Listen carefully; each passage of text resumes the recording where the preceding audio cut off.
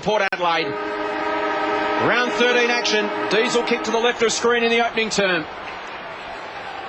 Two of the informed sides of the competition head to head at the G. Brogan in the ruck against White.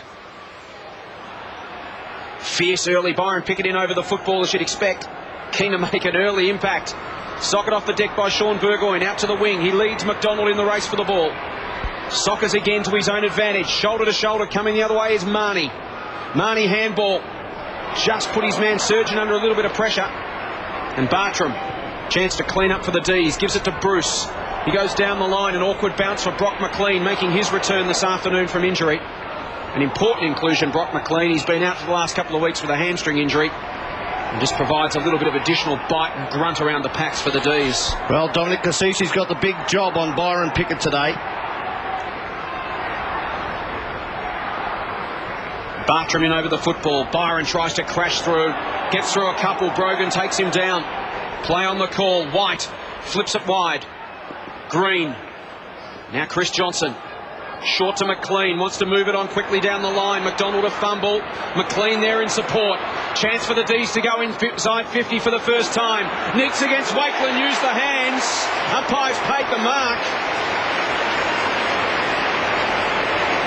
Tony Shaw, what do you think? Well, the interpretation that we were shown earlier in the year of those umpires' DVDs said if you push out with your hands, it will be a free kick paid against you. But like a lot of the interpretations, maybe it's been lessened as the year goes on.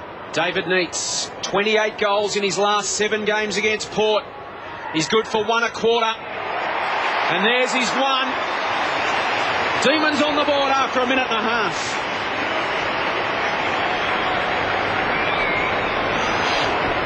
Well, let's just see whether Darryl Wakeland, whether he was strong enough in the contest. And we just see here Brock McLean back into this side after injury, receives a handball from McDonald. And the long kick, that's what you want, your full forwards on the top of the square.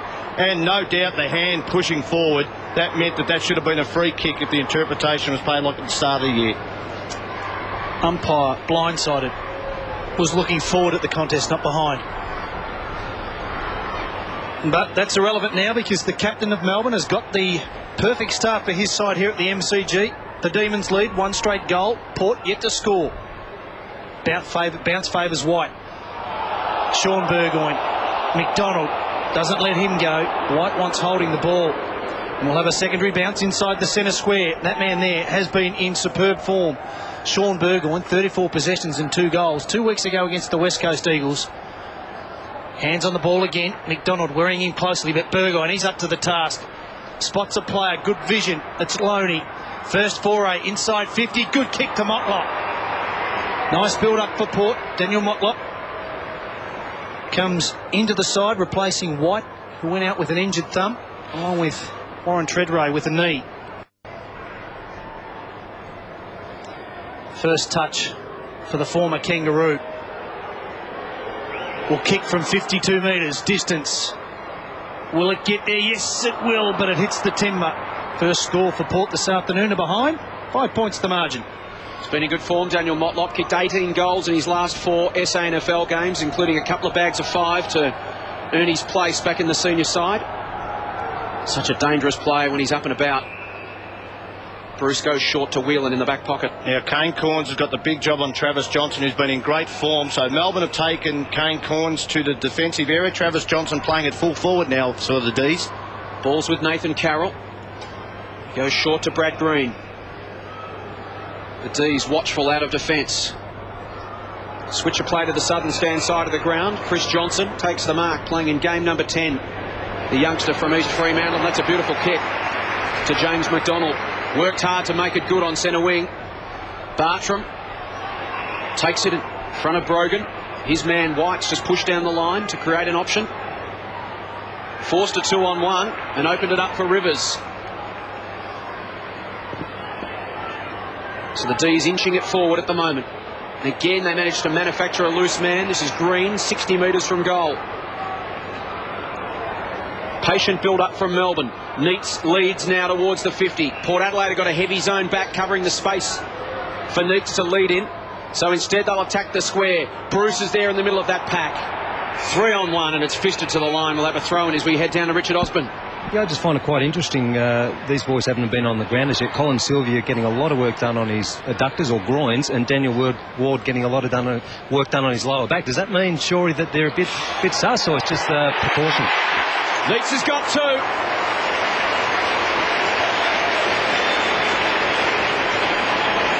Well, I think it would be just precaution to warm them up, because they'll be on the field pretty shortly, I would think. But Neitz already 2 goals quickly in this game, and that came from a spillage, and you're just trying to think, where's his man? There's a goal side, and it's Wakeland, but nowhere to be seen in that picture there, Wakeland. Gee, you've got to make sure you get goal side, especially at those boundary throw-ins. Well, he's threatening already. David Neitz, 2 goals. Had struggled to find some consistent form, the skipper for Melbourne, in the early stages of 2006 season, but he's on fire now. 2 goals inside the first 6 minutes. Pickett off the line, goes to Davey, fumbles, turnover. Surgeon heads down the line, a good kick. Motlop looks to be the leading forward in the absence of Warren Treadray. Goes short to the pocket to Marnie. Good kick, takes the mark. Tight angle though. Daniel Motlop just at the moment is leading Nathan Carroll a merry dance. So the leg speed might be a little bit too quick for Nathan Carroll. They might have to look at a change there, the D's. He's kicked 18 goals, 6 in season 2006. Lining up for goal number 50 in his career. It's a lovely looking kick. Fantastic. There's the first score, major score for Port this afternoon, courtesy of a wonderful kick from Josh Marnie.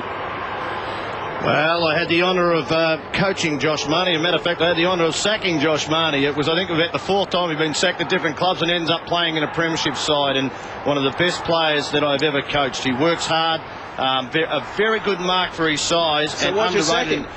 Well, because we went for someone from the Western Bulldogs who just slips my mind at the moment, but very good mark for his size, and he can get under your guard there. Was it Tyson Lane? Exactly. And it didn't work. He seems to have worked a lot on his skills too, Shorey, because I was involved with him too at Collingwood, and he's kicking so much better. It is. Melbourne by 5 points. Bright opening at the MCG in gloomy conditions. Any rain around Oz? The lights are on. There will be some rain shortly, I'd say. The clouds are at the ground, and the clouds. It's getting very, very dark here. Johnson. Tackle affected his kick. Heads out towards the line.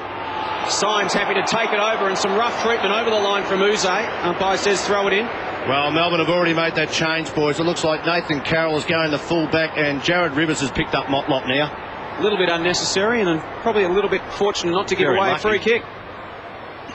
Jamar gets the tap, put it out in the path of McDonald. Here's Johnson for the D's. Good smother, good hard work again there from Brad Symes, an impressive youngster for Port Adelaide, playing game number 9 this afternoon. The 21-year-old from Gawler via Central Districts, taken with their second pick at pick number 30 overall in the 2003 draft, and he looks a beauty.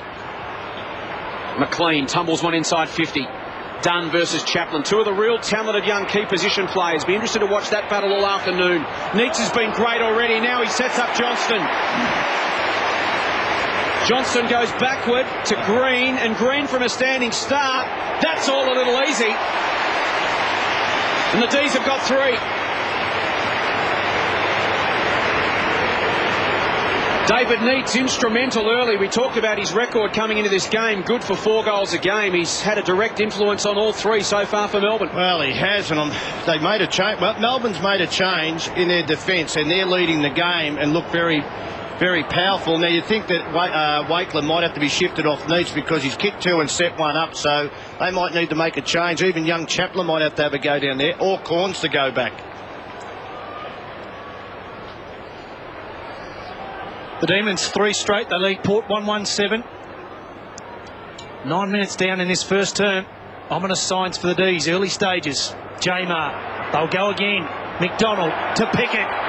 He's got the mark. Is that 50? Mark taken? No, not on this occasion. On the spot there, umpire Stuart Wynn officiating along with McInerney and Davis. Crowd's calling for the barrel, I think. Byron doesn't waste any time. Terrifically weighted kick, but getting a hand in there was Pearce. Did well. Neitz over the top of him. Pack forms. Ball not coming out And we'll have a bounce inside the congested Melbourne forward 50. 30 players inside that forward arc.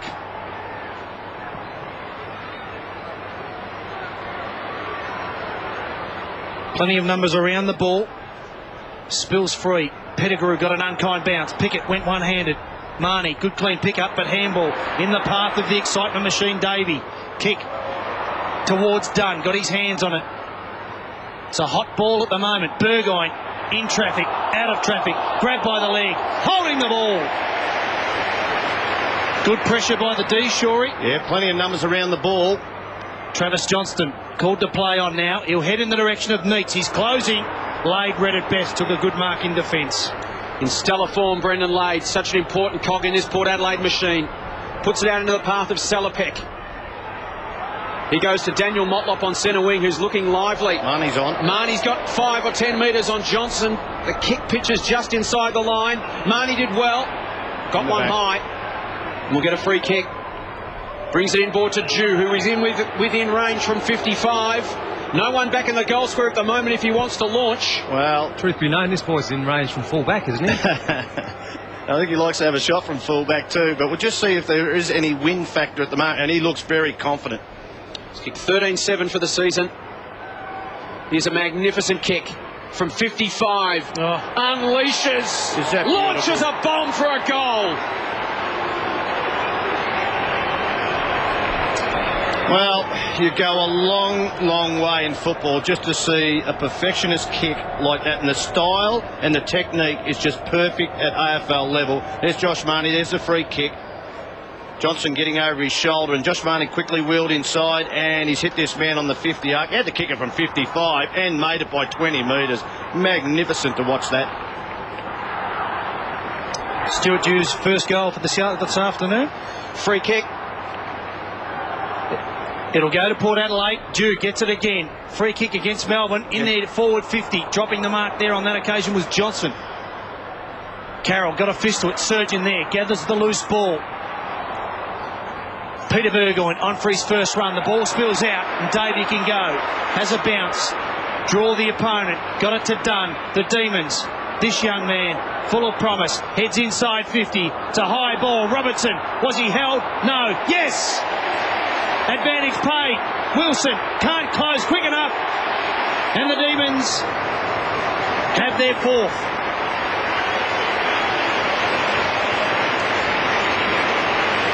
Well, Aaron Davey, he is an 80 to 90 metre player, and I mean that. He kicks the ball 50, but he runs with the ball every time he gets it, and he just broke away from half back. We can see it here. You just love seeing this happen. He goes outside the corridor, but you can see the support from Brock McLean saying, keep running up, get more distance, and kick it to the top of the square. Very hard for a defender, and Wilson had to give the free kick away. Well done to Robertson. Easy goal there. At that previous bounce, it was a free kick to Port Adelaide inside Melbourne's forward 50. Kane Corns put down by Travis Johnston, and through comes Byron. Can't get all the way, but sweeps a handball to Sylvia. Can he get on the end of it? Robertson waited. Wilson attacked it. Ball still there for Sylvia. He's bumped off it by Cassisi. It's hot in there at the moment. Thompson to Burgoyne. Sean to Peter. Now to the wing. The mark taken by Motlop, who's looking great. Good game of football, this one. Melbourne by 11 points. We've played 13.5 minutes in the opening turn. This will bounce. Awkward one for Holland. Lade couldn't quite gather. Play on the call. Marnie paddles. Can't take possession. Rivers to Holland. Here's Johnston versus Kane Corns. Been at each other from the word go. Motlop tidies up to Peter Burgoyne. He chips it short and finds Surgeon. He squares it up to the booming foot of Stuart Dew, who spears it to half forward and finds Pettigrew in space. He runs to 35. Pettigrew measures it and misses it. Gee, bad miss. It's been played at a very high standard in the opening 14 minutes, and that just a little disappointing from Michael Pettigrew. And I must say, folks, apart from that kick there, I know some ex-players are critical of the way the game's played these days, but the foot skills are just superb. They're just not missing a target. Particularly for a man who's kicked 17 goals, 2 in his career, Pettigrew. To miss that one, he'd be most disappointed with. Green, McDonald, Partly run down, it affected the kick. Thompson, Sean Burgoyne. Loney can go the journey from out there as well, but can't get onto his favoured left. Pettigrew in trouble. Loney tries to crash through. He won't get through Byron. Cassisi's gang tackled. It is hot around the football at the moment. Great to watch. Super 15 minutes to start Saturday afternoon football. Here's Tony Shaw. Just want to show Ben Holland here. Runs at the ball. Sometimes you just have to take the momentum off the approach to the ball because you just didn't know where that ball was going to bounce for youngsters out there. Carroll tucks it under the arm and crashes through. Tries to release Davey. He's away. Handball to McDonald was creative. It opens up now for Sylvia through the middle of the ground. Had a fumble. Tackle. Was run down by Surge and it just didn't sit for him. Sean Burgoyne. It is Russian roulette footy at the moment. Thompson. Now to Peter Burgoyne. Kane Corns on the overlap. Goes looking for a target. It's his brother and he's got 3 to beat. How will he play this, Chad? He gets there first. He's run down by Bruce. Ball ends up underneath. Not a bad result in the end for Chad Corns. We'll have a bounce, 55 out from the Port Adelaide goal. Well, what a great matchup that is. Chad Corns and Cameron Bruce. I would be taking Cameron Bruce to the goal square, get him out of the play, and hopefully Chad Corns might kick a couple of goals in this game. Well, they did that with Cameron Bruce and Chris Tarrant a few weeks ago. Carroll with courage, which was a good result, Shorey, with Cameron Bruce and the Demons. The man in question heads out towards the southern stand side of the ground. Bounce favours Bartram. In pursuit, Motlop. It's a good contest. Out of bounds on the full. Yes. Good pressure. There's some great matchups all over the ground, isn't there, when you look through? Well, it's worth the paying the money and coming and supporting it, but at this early stage, crowd a little bit disappointing for this important clash between two informed sides. Cameron Bruce. I think when Cameron Bruce played against Collingwood, they just didn't take him back deep enough. You've got to get him right back in the square. Kicked 2 goals against Chris Tarrant. Sylvia got a hand on the ball, kept it moving forward. Clean pick up. Look out. Managed to get a foot to ball. Power with the numbers. Peter Burgoyne always seems to have time. Kane Corns has got some space across half back. Heads out the broadcast side of the ground. It is a good kick. Surgeon. Cassisi's moved forward. That's ignored. Not quite sure of his options now. Motlop on a long lead. High ball. Rivers running with the flight of the ball. Bounces free. Cassisi can close to goal. Tight angle to 25 for a goal. He's got it.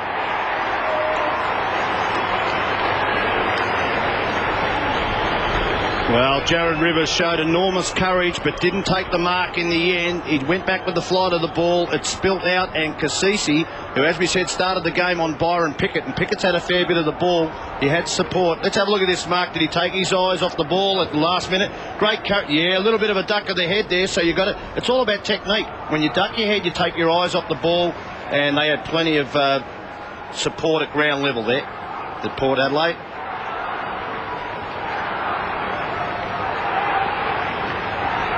Important goal for Port, reduces the margin to 4 points. Melbourne been great starters in recent times.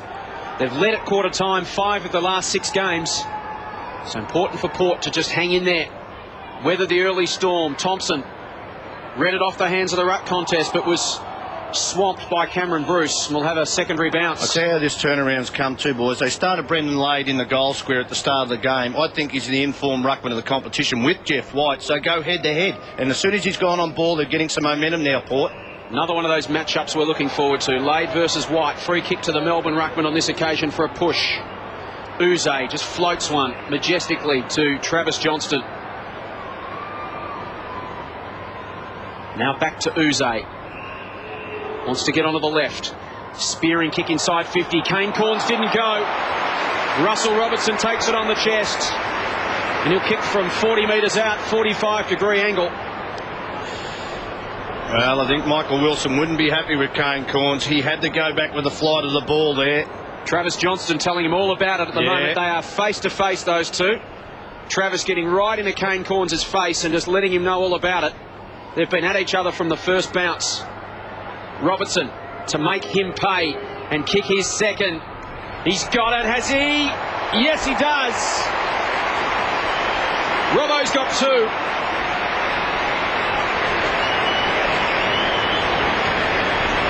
And the quality of football continues here at the MCG. Mistakes being punished on both sides. Oh, it's magnificent. Free-flowing play. And we can just see here. Could he have got to it, Shaw? Well, we might be a little bit unfair. Could be a little bit unfair. I think it might have been over his head. But you have to make an effort to really put Robertson off in his run at the ball. So he had a look around. And I think you just got to put your hands up and go back. You might get some contact. But had to go back then, I thought. Good job by Lyndon. Oh, there's Wakelin hitting the goal umpire. 5 straight leads, 3-2 in favour of the home side, Melbourne.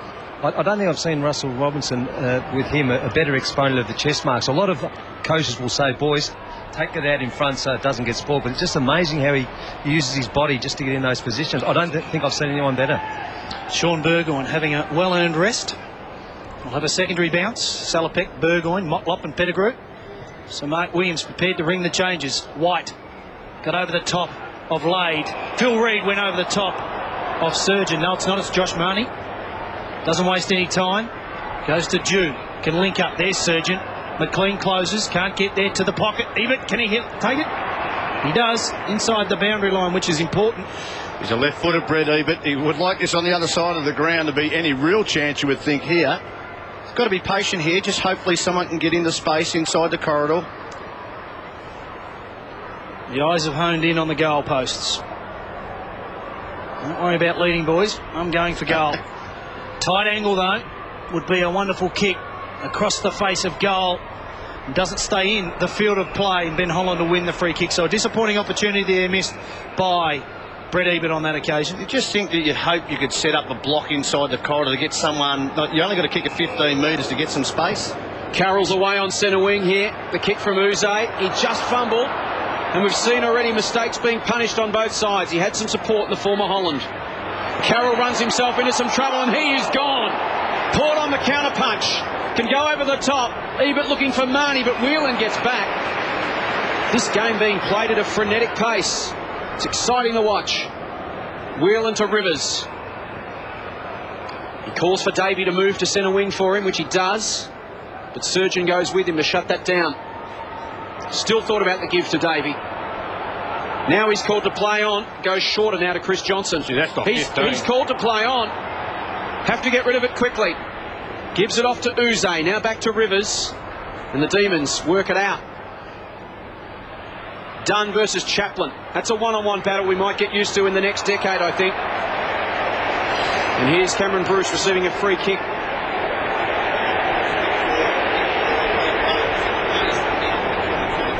Bruce from 65 metres out. For the nudge. Squares it to Uze. Now to Chris Johnson. Plays onto his left boot. Spears it to Neitz. Just sizzles off his fingertips. Wakelin. Symes. Now Kane Corns to Loney off half back. Looks up. They've got Marnie in open space. Waits for the ball to bounce to him. Looks up, has got little to kick to inside 50, which is why he's backtracking. Retains possession to Pearce for his first touch after playing 14 minutes in this game. I'll tell you what, boys, the Port Adelaide runner is just propped in the middle of the square on the ground. He's been out there for 5 minutes, and there he is. He has not moved and has not given a message. Look at this. Chaplin. He's another player out there for Port Adelaide. Something's got to be done about that. Look, now, this is ridiculous. Chaplin, they've turned it over. They've fiddled around with it. He was looking for Elijah Ware, and it's cut off by Dunn. Can Melbourne make them pay going back the other way now? It's Jeff White. I'll tell you what, the Port Adelaide, he has not moved from that square, and he's telling players to get back behind the line. There is no doubt the AFL will have a look at this. Matter of fact, I think he interrupted a mark on the wing just prior to this. Yeah, you're spot on, Shaw. He's actually giving directions to the players, which can't be not done. Too good. Well, they can give directions. That's their job. They can't stay out there and coach. Well, that's you could just see he was just propped in the square for 5 minutes. Travis Johnston. Thought about the short give to Reid. He's called to play on now. Goes inside 50. This one's going to be shut down. Brendan Lade has it. Poor kick from a wonderful player, Travis Johnston, on that occasion. Cameron Bruce and Chad Corns told to get away from the mark. Brendan Lade, what a year he's had. Called to play on now. Kane Corns gets the handball. Can go short to Symes. Pickett will guard the mark. It's just one-on-one footy all over the ground at the moment, Schrotter, which is why the hesitation in moving the footy onwards. And if you watch the game, we've got the benefit of seeing it completely around the ground. There's a lot of all the players are just following the ball. It looks as though it's a game of under 14s footy. Follow the ball, boys. Get the ball and kick it to a teammate. Sounds simple, but we can complicate it. Let's just hope they don't swap the backs with the forwards like they used to. Pearce dropped the mark, but had the toe to get away from Bartram. In pursuit. Heads up the line towards Ebert. Onto the wrong side of his body. Bouncing ball. Chad Corns. Bruce. Good tackle. Top of the goal square for Port. Play on's the call. Coming through, mopping up. Travis Johnson. Cool in a crisis. Squares the kick. Hard work for White. He was good down around the toes. Couldn't hit the target though. Marnie buried with a good Bruce tackle again. Ebert comes through. Tackles are plenty. Good pressure. Teaser away via Johnston. Around the wing, he's got nothing at all inside 50, not one player. Uze is sprinting back towards the goal square. So's Brad Green. Johnston forced to hold it up until something presents. Byron down the line for target, and he's got it at 50. Great play, Travis Johnson. The poise just to hold the ball until Byron got in the space. Byron Pickett from 55 metres out. Wouldn't the crowd erupt if he could launch one here? I'll tell you what, that runner again is at the top of the 50-metre arc, and he is just propping there telling Port Adelaide players to get back and fill the hole. Pickett goes for it. It's right to the line. Uze! Off hands, minor score. Oh, this is ridiculous. This is dead set ridiculous, boys. And I think the umpire might have said a word to him there. Be keen to think, get your thoughts on what you might say to him, sure, if you're out there on the ground. I wouldn't say it to him, I tell you what. We might get those thoughts in the break, Schwatter. They've got to go to air, though. That's the problem. If they switch play, be a target, no doubt about standing in the spot. Accidentally, of course, on purpose. Marnie short to Pearce. He'll kick towards half forward. Carroll will turn it around for the D's. Just over a minute remaining. Chance for Melbourne to set up for one more meaningful shot at goal. Tony Shaw's favourite player at the moment. Carroll goes to Bartram. Outer side of the ground.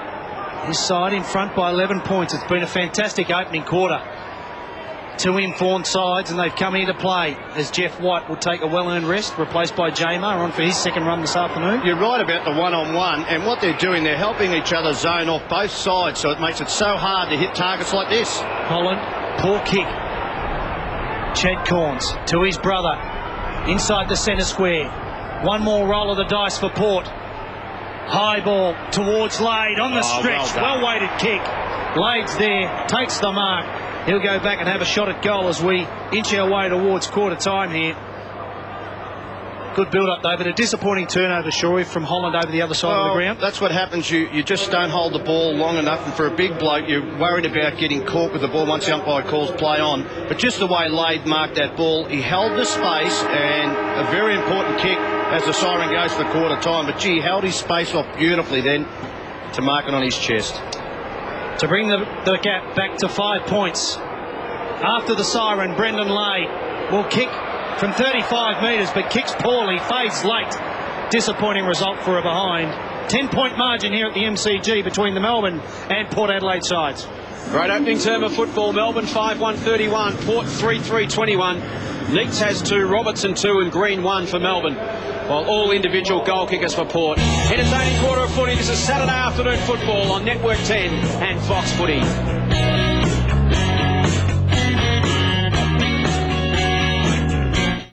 Monday, a massive 2 hours of live footy talk kicks off with White Line Fever at 7:30. Then James Clement, aiming for his 3rd consecutive best and fairest and All-Australian honours while leading the Magpies to a top 4 finish, is On the Couch. 7:30, White Line Fever, 8:30 On the Couch, live and exclusive Monday on Fox Footy.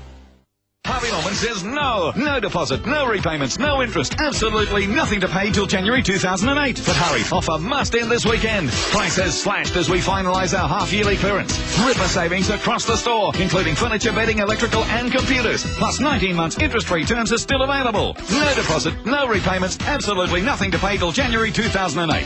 Rip into Harvey Norman's big half-yearly clearance while you have the chance and save. Offer ends this weekend. Don't miss out.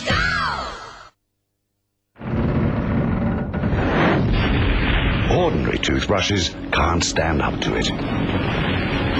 New Oral-B Triumph. Triumph is the first brush with an onboard computer to help you brush better, and a floss action brush head to power clean deep between teeth. That means dramatically cleaner teeth and healthier gums. Get a smile you can feel triumphant about. New Triumph from Oral-B, the power toothbrush more dentists use. Join Primus before July 10 and you could win one of 50 Samsung LCD TVs. And Primus has great value broadband plans to suit everyone. Like Startup Broadband from only $9.90 per month with a half-price wireless modem. It's one of the best broadband deals around. So with Primus, you'll save. If you're new to broadband or need a great deal, call Primus on 1300 Primus. That's more like it. Whatever code of footy you're into, Rebel Sport have got you covered. We're your one-stop supporter shop. If your passion is AFL, you'll find everything you need in store, including official team guernseys, polos, caps, scarves, beanies, towels, balls, mugs, beers, car accessories and more. Get out there and show your true colours in style with the great range of AFL supporter merchandise available. And all at the lowest prices, guaranteed. Rebel Sport, your football destination. Terms and conditions apply. See store for details. There's a lot more action at Rebel Sport. Rebel Sport. Lieutenant Ronald Sharp is your ordinary super cop. Let's go outside and talk it over. On your not-so-ordinary assignment. Texas Ranger was shot this evening in connection with the murder you witnessed. Anybody describe the perpetrator? A bad man with a gun. But if he's going to lay down the law... Are there any questions? Are you always such a dick? Yes. He's going to have to get in touch with his feminine side. You better do something about all this hair. Tommy Lee Jones. Do you live here with all these girls? Dude, you're my new hero. Imagine what that means to me. Man of the House. Showtime premiere Sunday, 8:30. Last week on The Gospel. We now know the name of the show. It's called The Steph Show. And what if Stephanie comes in and says, I'd just like you to be involved? Well, I'd have one question for her. What would that be? How much? Oh! That's The Gospel on Fox Footy Channel. This halftime break brought to you by Hungry Jack's. The burgers are better at Hungry Jack's.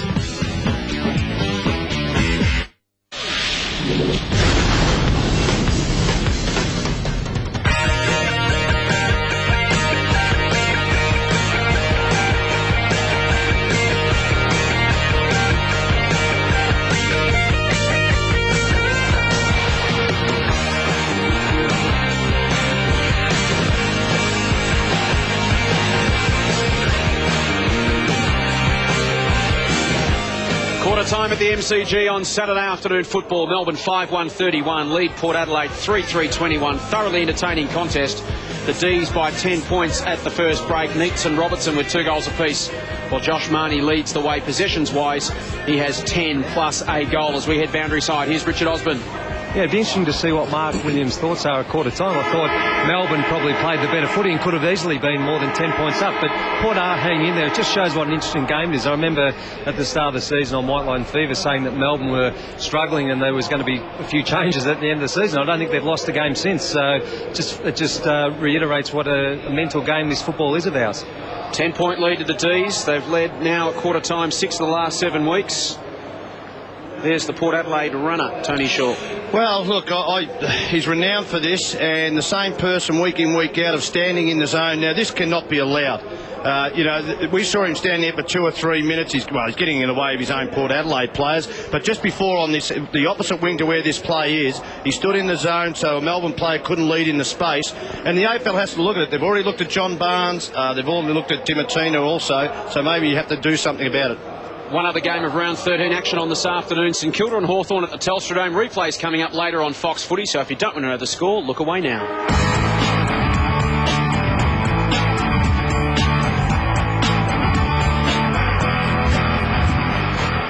D's by 10 points as we prepare to start the second term. Melbourne, the best second quarter team in the competition this season.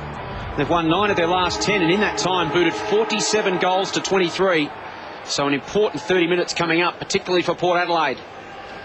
Second term at the G. Saturday afternoon football. Jason Bennett, Tony Shaw, and here's Wayne Schwass. Peterberg, Sean Burgoyne couldn't take possession.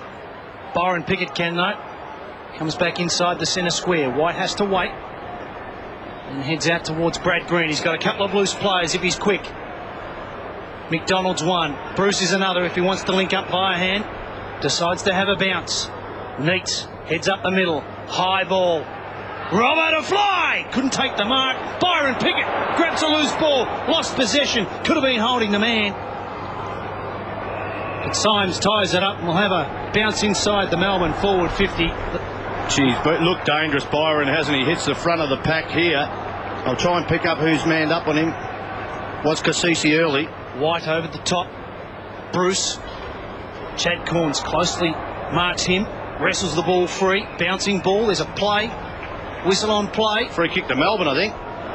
It was against Peter Burgoyne, because I think the ball came out in the tackle and Burgoyne then followed up with the tackle and took him to the ground, took Cameron Bruce to the ground. Let's have a look at it here. You can see the ball. I think Corns pulls the ball out of the tackle. It comes loose. The umpire calls play on, but there's over the shoulder Peter Burgoyne. Just didn't have to go with that extra pull down on the tackle there. Well explained, Shorey. Cameron Bruce for the first goal of the second term to the Melbourne. Fades it left, directly in front. That's a disappointing result. A couple of misses that in Swatter. And a let off to Peter Burgoyne. Let's congratulate both coaches in that first quarter. Free-flowing play. Look, they're still playing defensive one-on-one, but attacking football from both coaches. Dew with a thumping kick straight down the throat of David Neitz. Byron Pickett's all alone inside 50. Takes it, 52 from home. Port getting plenty of numbers back though. Byron keen to get it moving. Wilson guarding the mark. Coming in for disposal number 7. So many players back for both sides inside the Demons forward 50. High ball. Robbo! Flew but couldn't take the mark. That's 2 in the second quarter. Loose ball. Ward round the corner. Won't make the distance. These have the numbers. McDonald spoiled by his own teammate. Symes, heavy traffic. Sean Burgoyne releases for the moment. Off to Marnie. Heads up the line to Motlop. And takes a terrific mark. Out of sight of the ground. Well, some exciting leaps there by Russell Robertson. Unfortunately for us, Shorey, he couldn't bring down the mark. And McDonald was spoiled by his captain there, David Neitz, in that marking contest at the top of the square. Balls with Symes. Tackled as he kicks towards the wing. Peter Burgoyne in front. Will be paid the mark in front of Matthew Whelan. D's by 11 points. We've played 3 minutes in the second term. Peter Burgoyne goes to Pettigrew. He's 80 metres from goal. Can chip it over the top to Cassisi, who's just snuck away from Travis Johnston. Marks inside the line from right on 50. Brogan in best position. Holland went up, got a fist to it, and ran it through for a minor score. I know Dean Brogan pushed forward as they come out very quickly. Melbourne and Byron Pickett again. He's got his own ball, but it has to go back to the umpire. I don't mind Dean Brogan pushing forward on Jeff White, but the issue is Lade up against Holland. Lade's in great form and a dangerous forward. Umpire hadn't actually signalled the behind. You're still to wait for the signal, even though you don't have to wait for the flags. That is right. That's why the ball had to come back. Holland's kick was a dangerous one, but Brad Green made it good. He's got Bartram working hard to centre wing, and he's released into space now. Clint Bartram can go for a run. He's got Robertson at 50. He's led, and now he's going to have to double back. He's out of the receiving zone. James McDonald goes to the pocket. A total breakdown in communications there. It might still work for Davey. Can he keep it alive? He's shut down quickly. Whelan there paddling. Tries to get it to Uze. Port with numbers. Davey off a step. Snaps to Brock McLean. Oh, he's played on. And goes to White in the corridor. And Melbourne, by just trying to keep it alive, have created something out of nothing. It was a breakdown as they were coming around the wing. Bartram hung onto the football. Robertson led. And by then had to double back, so suddenly there was nothing to kick to, Shorey, but they just worked hard to keep it alive. Well, I'm trying to find Dean Brogan. He pushed forward up the other end of the ground. On that occasion, Jeff White was inside 50. Well under the Melbourne side, under enormous pressure from Port Adelaide defence. They kept the ball alive, as you said, Jason. Straight in front here. Jeff White has kicked 6 goals, 3 for the season, and sneaks it inside the left post. D's get the opening goal of the second term. and extend their lead to a game-high 16 points. 5 minutes gone. Here's Tony Shaw at the MCG. Let's see the trend in this second quarter. Early in the second quarter, whether it's the same in the first quarter. You've got White up against Brogan. I like Lade on the ball. I think he's in great form as a ruckman, and we know that Melbourne got out of the blocks early in the first quarter. Let's see what happens early in this second quarter. D's with the opening goal, second term. The margin now 16 points. Jeff White with his first goal of the afternoon. Fantastic game of football here at the MCG. Saturday afternoon, round 13, the D's against Port. Burgoyne to Burgoyne. Sean to Peter to Motlop. Three very talented players all getting involved. Motlop spears the kick straight down the throat of Davey. Working both ends of the ground beautifully towards Rivers. Needs a kind bounce. Motlop to close. Rivers, happy to see it out of bounds. We'll have a throw in front of the interchange benches. And there's Tony Shaw's favourite man at the moment, doing the right thing, giving in instruction and getting off. Well done. Motlop's a bit of a handful for Rivers also at the moment. Brogan to Peter Burgoyne. Lovely touch on the ball by Pearce. Loney to Kane Corns, to Stuart Dew inside the centre square. Doesn't waste any time. He's got a couple of players free. Peter Burgoyne and Brogan. Unkind bounce. McDonald tackled heavily by Brogan. Sean Burgoyne closes to 50 for a goal.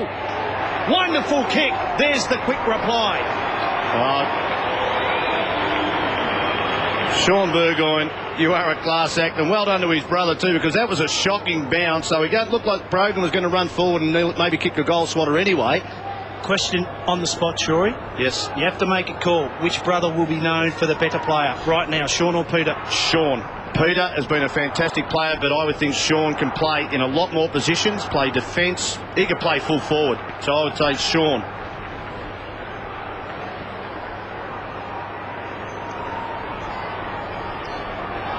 One highlight of this game has been the ability of the opposition sides to just punish mistakes. The D's lead is reduced to 10 points. 7.5 gone, second term. Peter Burgoyne went looking for Shad Corns. Byron flashes in, stands up in the tackle, now releases James McDonald. He can go to Davey. The flash from 50, can sum it up, go for it, and miss it. Opportunity goes begging for Aaron Davey. I was about to say, as much as Aaron missed that one, he's a real problem for the Port Adelaide club when he's resting in that forward line, because Jacob Surgeon, as much as he's fairly quick too, he's a bit too Aaron Davey conscious. He needs to know where the ball's coming from too. He'll just lose him in the play and he'll kick plenty of goals. Surgeon to Kane Corns. Pearce tried to slip away from Bartram. It was an important tackle because he was lightning quick. Umpire said the tackle lingered, but it served the purpose. It held Daniel Pearce up. He'll get the free kick, but it stopped his run. Gee, Clint Bartram and Pearce, they've been at it all day. Not a great handball by Corns. Set up Pearce then. Very good talent, this kid. Call to play on now, but again, very little to go to. Wants an option. Wants to take Bartram on. Oh, good confidence from the young fella. Goes to half forward. Daniel Motlop in best position. Good grab. Good contested mark. Hits the ground running. Spots a man inside 50. And Kane Corns will kick from right on the paint, directly in front, to reduce the margin to 5 points. He's kicked 3 goals, 8 for the season. This will be right on his limit. Well, boys, we talked about the talent of young Pearce. How good was that he took his man on Daniel Pearce? And I think Motlop, now they've made a change. I think Whelan might be going to Motlop. They're worried about his speed across half forward. Cribs a couple of metres, kicked from 45. Still doesn't quite get there. Now, how can that be touched? Well, interesting. This is interesting because it either has to be over the line touched or on the line. Yeah, it's play on. It's a goal or nothing. It is. It has to be. Can't be a point. That's what they're working out now. Well, it has to be either a goal or play on because it went forward. The score. So they've done. I know what they've done here. Neither. No, the goal umpire signalled that it was a touch point. No doubt about that. So we'll have to check whether that score actually counts, and it's now been given against the defensive team for running out of the goal square to kick it back into play. We'll check that for you. Ball still alive. More important matters. The D's will slip away through Ward. We'll get a confirmation from you shortly. Out towards Dunn. He's got a couple to beat. The boundary line, his friend. And he finds it. I don't think it's a score. There's no way knowing this can be a score. This has to be a goal or play on. But you watch the goal umpire. He's in perfect position. And he is called touched. That's a point. It cannot be. It has to be either a goal or play on. So how he came up with a bounce, I guess they've gone for the lesser of the scores. Yep. Either a point or 0, so they've gone for 0. Ball back inside 50. Great grab from Rivers, almost couldn't quite hang on. To coin a phrase from a famous Victorian opening batsman, it's all happening here at the MCG. Great game of football. Motlop to Surgeon. It's all happening so fast. Brogan looked for Marnie. They're throwing themselves in from both sides. Whelan gets rid of Loney illegally. It's coming back to Marnie for the contact just before that against Byron Pickett. Gee, I tell you, you are right. It all is happening here at the MCG. Marnie goes to Jew. That's not called 15. Looked good to me, but inside 50. Swarm of Melbourne players. At the front of the contest, it's Rivers. Green to Bruce. Puts it out in front of Dunn. If he can gather, he'll take late on by foot. He can't do so. We'll have a throw in. Let's have a look at the Byron Pickett free kick. Well, it didn't look to be much in that, really. Gee. Let them play. Yeah, let them play. Good point. I wouldn't be surprised if he actually got it wrong. It was maybe more again a free kick for Loney. McLean got boot to ball. Gets an extra 25 metres. Chaplin. Well, he wasn't too keen to see the ball staying. We'll have a throw in. Forward of the wing position, outer side of the ground. Melbourne leading Port by 11 points. Fantastic game of football. 5th taking on 8th. Lade got a finger tap on the ball, but Green mops it up. Gives it to Johnston inside 50. Robertson! Well, he flies high, but he can fly low in front of his opponent on that occasion. Russell Robinson already has 2 goals coming in that first term. Will line up for number 3. I just think that Melbourne, whenever they come forward, they look like they've got a lot more space in their forward line to work in, where the Melbourne defence and midfielders are getting back and blocking Port Adelaide's space up the other end. Great centering kick by Travis Johnson. Just comes from the ground to have the spell.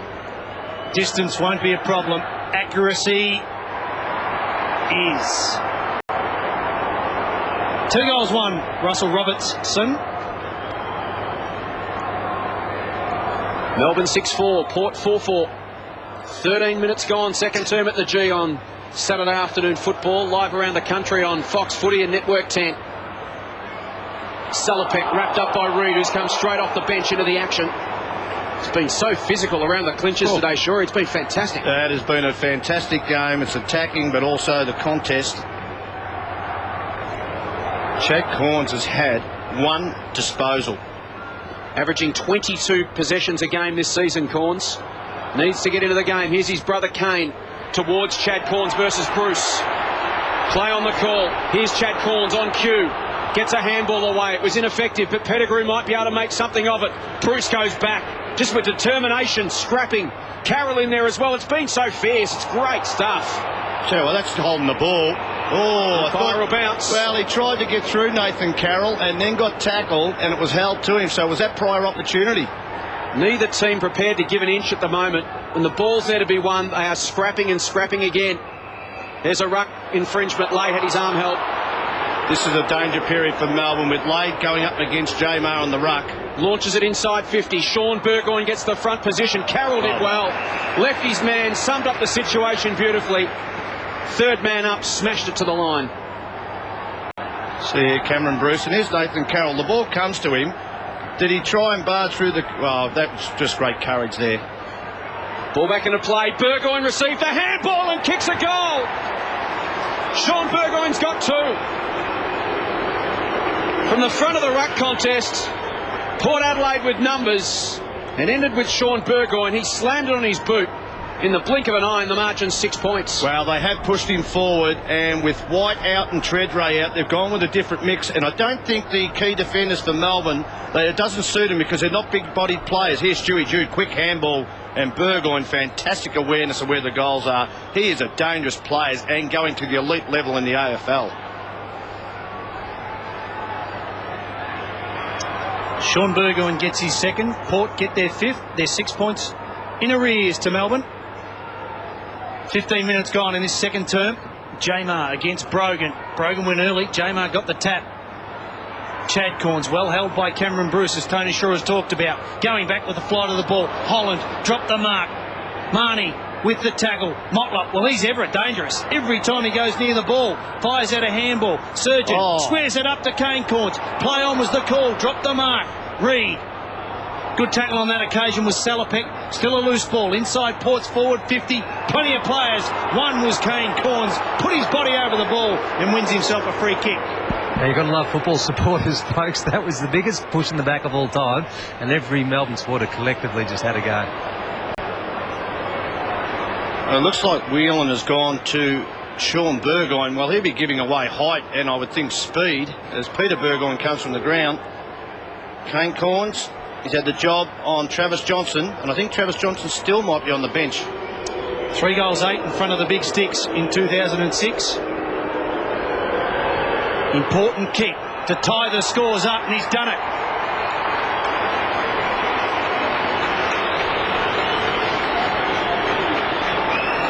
.5 minutes gone, second term. It's 6-4-40 apiece as James McDonald comes off for a spell to be replaced by Aaron Davey. Well, just like a good tagger, when your man goes off the ground, you've got to become attacking, because you know he's got to put a lot of time into Travis Johnson. I think I'd rest Travis Johnson down in the forward line and take him out of the play, Kane Corns. That makes him to work the way that you want to work him, and maybe even kick a goal on him. So it's worked in Port Adelaide's favour.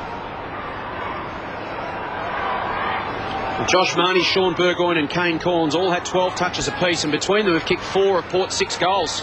Sure, just a question for you, mate. Just not going on what you just said then. Do you think teams just stick by their rotation? If something pops up like what you just said about Johnson going down forward, they just don't do it because it's not within the rotation system? Yeah, don't put it in concrete every week.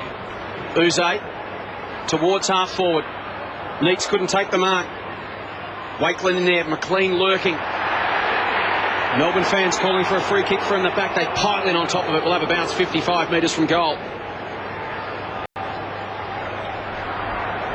Ben Holland to be replaced by Chris Johnson. Scores level at the G. A Saturday afternoon special looming here. Absolute beauty. Pearce, little give to Salopek, got boot to ball. As far as Cassisi, umpire went to pay the mark, then called play on. Ebert, back to Cassisi. And now Salopek confronted by a couple, and he is gone. Good hunting from the D's. Both sides have been fantastic at it today, running down their men and putting enormous pressure on the kick from McLean. Robertson went to ground. It went through the hands of Wilson and will have a throw in. Well, I think that's a win. Great tackle by Brock McLean. That's a win for Port Adelaide also. That Ben Holland has to come from the ground because he's got no one to play on in defence. White to Davey. It was almost a set play and it nearly came off. Just nudged as he kicked it. Out of bounds on the full. Both sides with players packed full of mercurial brilliance, just ready to light up the G at any moment. Melbourne with the likes of Davey and Pickett. Port Adelaide with Sean Burgoyne and Daniel Pearce. And this man, Daniel Motlop, one-on-one against Bruce. They battle towards the line. Umpire lets it go, Stuart Wendt. And we'll have a throw in. And we keep coming back to the beauty of one-on-one contests all over the ground this afternoon. It's great to watch. Forget flooding, this is what football's all about. Man on man, you beat your man, get it to the next contest, he beats his man, Shorey. This is what you want to come and see. The two coaches have said, well, let's pin our good players up against yours and see who comes out the best. White over the top of Brogan, slapped it to the front of the contest. Johnson flipped it out towards Uze. Gained some territory, it could open up if it sits for McLean. Kept it alive, but in doing so missed the body of Johnston, who's lurking. Flashes into the play again. Davey to Dunn. Tried to get it to Sylvia. Was taken down by Burgoyne. Sylvia to Uze. They're running out of space. Port Adelaide with numbers again. Symes wrestles it. Tries to get it to the line. Holding the ball.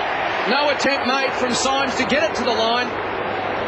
Well, he couldn't go to the line because it would have been intentional. So he's fallen over towards it. Gee, it's pretty harsh, isn't it? Now, and he's also got Uze just holding the ball. What do you do there? You cannot get rid of that. You might have to, and his arms are locked up too, so he can't show that he's trying to get rid of it. Adem Uze can kick them from anywhere. He could kick this. This to restore the lead for the D's. Gains a couple of metres, bends it back, and kicks a beautiful goal. All class. Uze gets his first. The D's back out to a 6-point lead as we hit time on in the second term. Well, I don't know, boys. I don't know whether that free kick was there or not. I thought it was pretty hard on the young kid because he tried to do everything. If he just jumps over the line, he gets a free kick for intentional. And then there's no doubt Uze held the ball and his arms were locked, so he can't even punch it anyway. I thought it was a ball up, but anyway, you've got to make the most of your opportunities, and when you're a star like Uze, you can do it from impossible angles. Something spectacular from Adem Uze. Stops the Port Adelaide goal fest. They kicked 3 on end. Melbourne, they wrestle the lead back. Chad Corns, he's had a quiet afternoon. To Thompson, chips the kick to Marnie on the stretch. One hand, couldn't take the mark. Goes again to Pearce. Number 16 on his back. Sprays the ball. Oh, almost the quick reply. But you've got to love coming to the football, Shorey, and seeing two sides just having a crack. It is great, isn't it? What about Josh Marnie there? That you can just see why he's been such a good forward, because he plays like a defender. He's always disciplined, and he really has a go. His desperation out there is fantastic. Carroll's got Ward, who's got Chris Johnson. Gives it to Green, and now Johnson. Snuck away from Kane Corns. Can run to 65 metres. Goes to Neitz in the pocket. Through his hands. Robertson at the back, working with Neitz. The skipper wheels around, bends it back and misses to the near side. If we get a chance to see that replay on Josh Marnie, he actually played like a major league pitcher. It was a fantastic throw by him. Symes with the kick in to Loney.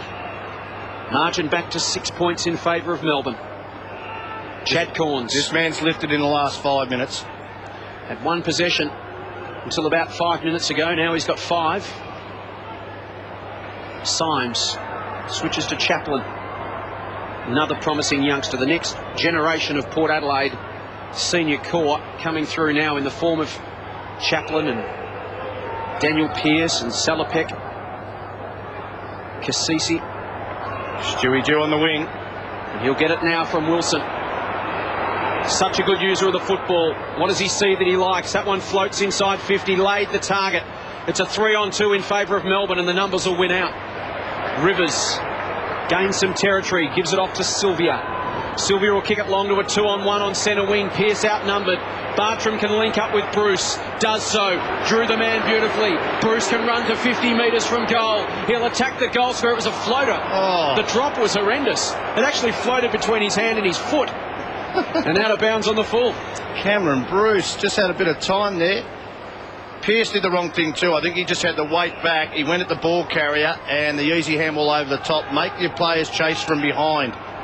Wilson heads up the middle of the ground. He's got a loose teammate, Surgeon. Back end of the square. His side trailing by 6 points. Wilson continues to work forward. Second bite of the cherry. Off a step. Kick needs to be good. It is. Pettigrew. You'd think would take his absolute best to get the distance, so he gives it off to some man that can give the ball a big roost. Loney to the square. Plenty of numbers there. Jamar got a hand on it. Coming through. Sean Burgoyne. Handballs, inboards, but Whelan chops it off. He can relieve for the moment. The D's have numbers. Through to defensive 50. Green to Sylvia. Gets around the tackle. Now steers the kick to Bruce. He's working fantastically against Chad Corns. To Phil Reid. He's got Bartram on his own. Pearce, will he get there? Bartram helps him out and drops the ball. Gets around. Closes to 48. Towards Neitz. Too much on it. Wakeland did well. Third, fourth bite of the cherry. Called to play on. He can relieve for the moment. He's got Kane Corns out of sight of the ground, but he's got nothing in front of him but space. Great defensive teamwork between Wakeland and Wilson. Wilson threw his body at Neitz.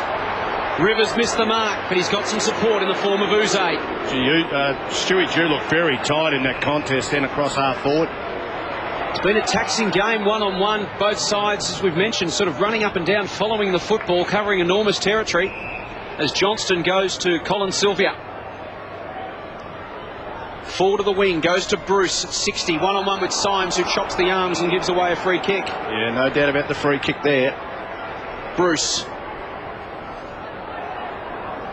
That's a better kick. Spears it to Bartram, who's looked dangerous in the last 5 minutes, pushing forward. Well, his man on the mark, Daniel Pearce, had dropped off him and zoned off. Now, you can't do that when you know your opponent's going to have a kick at goal. You have to get a bit closer to put doubt in the kicker's mind. He's kicked 4 goals, 1, Clint Bartram, in his 13-game career, so he gives it off to Johnston, who's got a little bit more carry on his kicks. Not with that one, it'll fall short. Laid up in front, takes the mark. An enormous pack of players at that one. Gives it off to Symes. It's end-to-end stuff at the MCG at the moment. Again, Ooh. Wilson puts his body in for his teammate. Lays a shepherd on Neitz. Symes carries to the wing. Kick towards Marnie. Ward beat him there for foot speed. Marnie took him down. It'll be a free kick. Advantage won't be paid. It'll come back. Gee, it should have been paid. No good reason for it not to be. Play did continue. Sure, I thought he had the ball in his hands when Marnie tackled then. So the D's will set up through Carroll. Just over a minute until half-time. Carroll can run right through the centre circle. Confronted now by Jew. Chips inside 50. Whelan couldn't hang on. At ground level goes himself towards White. Jamar it is. Couldn't quite hang on. Holland. Tackled by Chaplin. It's still there for Robertson. Impossible angle. Quick snap. Was touched. It's still there for Davey. Danger for Port. Surgeon. Symes run down. Flying shot from Robertson, straight up in the air. This is just a rolling maul at the moment. It's exciting stuff. Oh, well done, Burgoyne. Sean Burgoyne stood tall, gets it to Pettigrew with 25 seconds on the clock. Burgoyne comes back inboard. Pettigrew through the middle. Oh, good tackle, Sylvia. Got the ball away, though. Stewie Jew.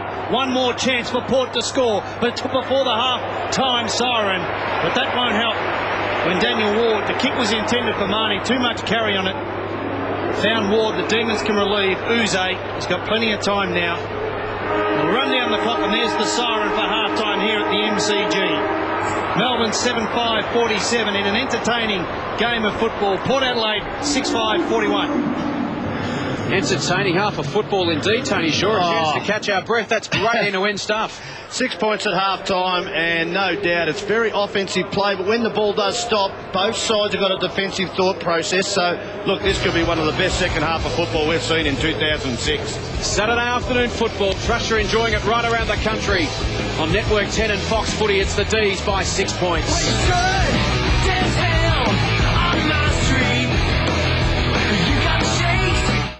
Couldn't get to all 8 games? Then catch the winners for a complete wrap-up of the round. The Winners is your one-stop shop for all the round's best highlights. The Winners, Sunday, 7:30 local. What's great is when a customer comes in and wants to do a project, you talk them through it, and then they come back 2 weeks later and tell you about what a great job they've done. The help that you've given them has actually made their day. 1200mm ABS level, $19.98. Zito electric chainsaw, $89. Bosch impact drill, $149. 4-litre British paint ultra flat paint, $49.80. 12 rail clothes era, $6.90. Made the whole project worthwhile. Bunnings Warehouse. Lowest prices are just the beginning. The 2006 footy season is hotting up. Subscribe to Ringtone King Clubs and get your team's anthem on your mobile. For example, text Footy18 for the Mighty Lions anthem. Or for the Maggies, text Footy20 to 191818. How's about Footy27 for the Power anthem? Or text Footy30 for the Swannies. It's easy. Just text Footy and your favourite team's number to 191818 and show your support to the flaming end. In trouble was Uze. He improvises and makes something out of nothing. It's a goal. Look, up in the sky. It's a bird. It's a plane. It's Superman. Superman Returns tumblers are now landing at Hungry Jack's. Purchase any value meal, and then for $2.50, you'll receive a Superman Returns collectible 3D tumbler. Collect all 4 and leap into Hungry Jack's now. It's not easy for me to live my life keeping secrets.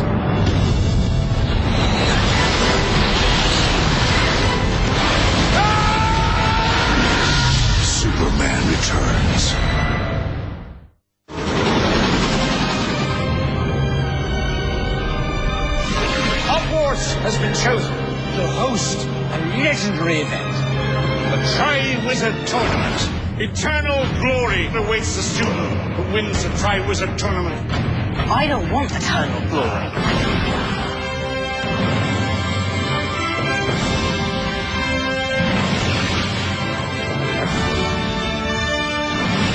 Enjoy yourself while you can. People die in this tournament.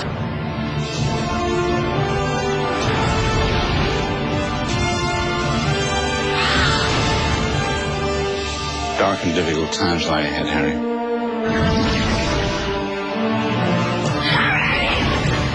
Harry Potter and the Goblet of Fire. Watch it now, only on Foxtel Box Office.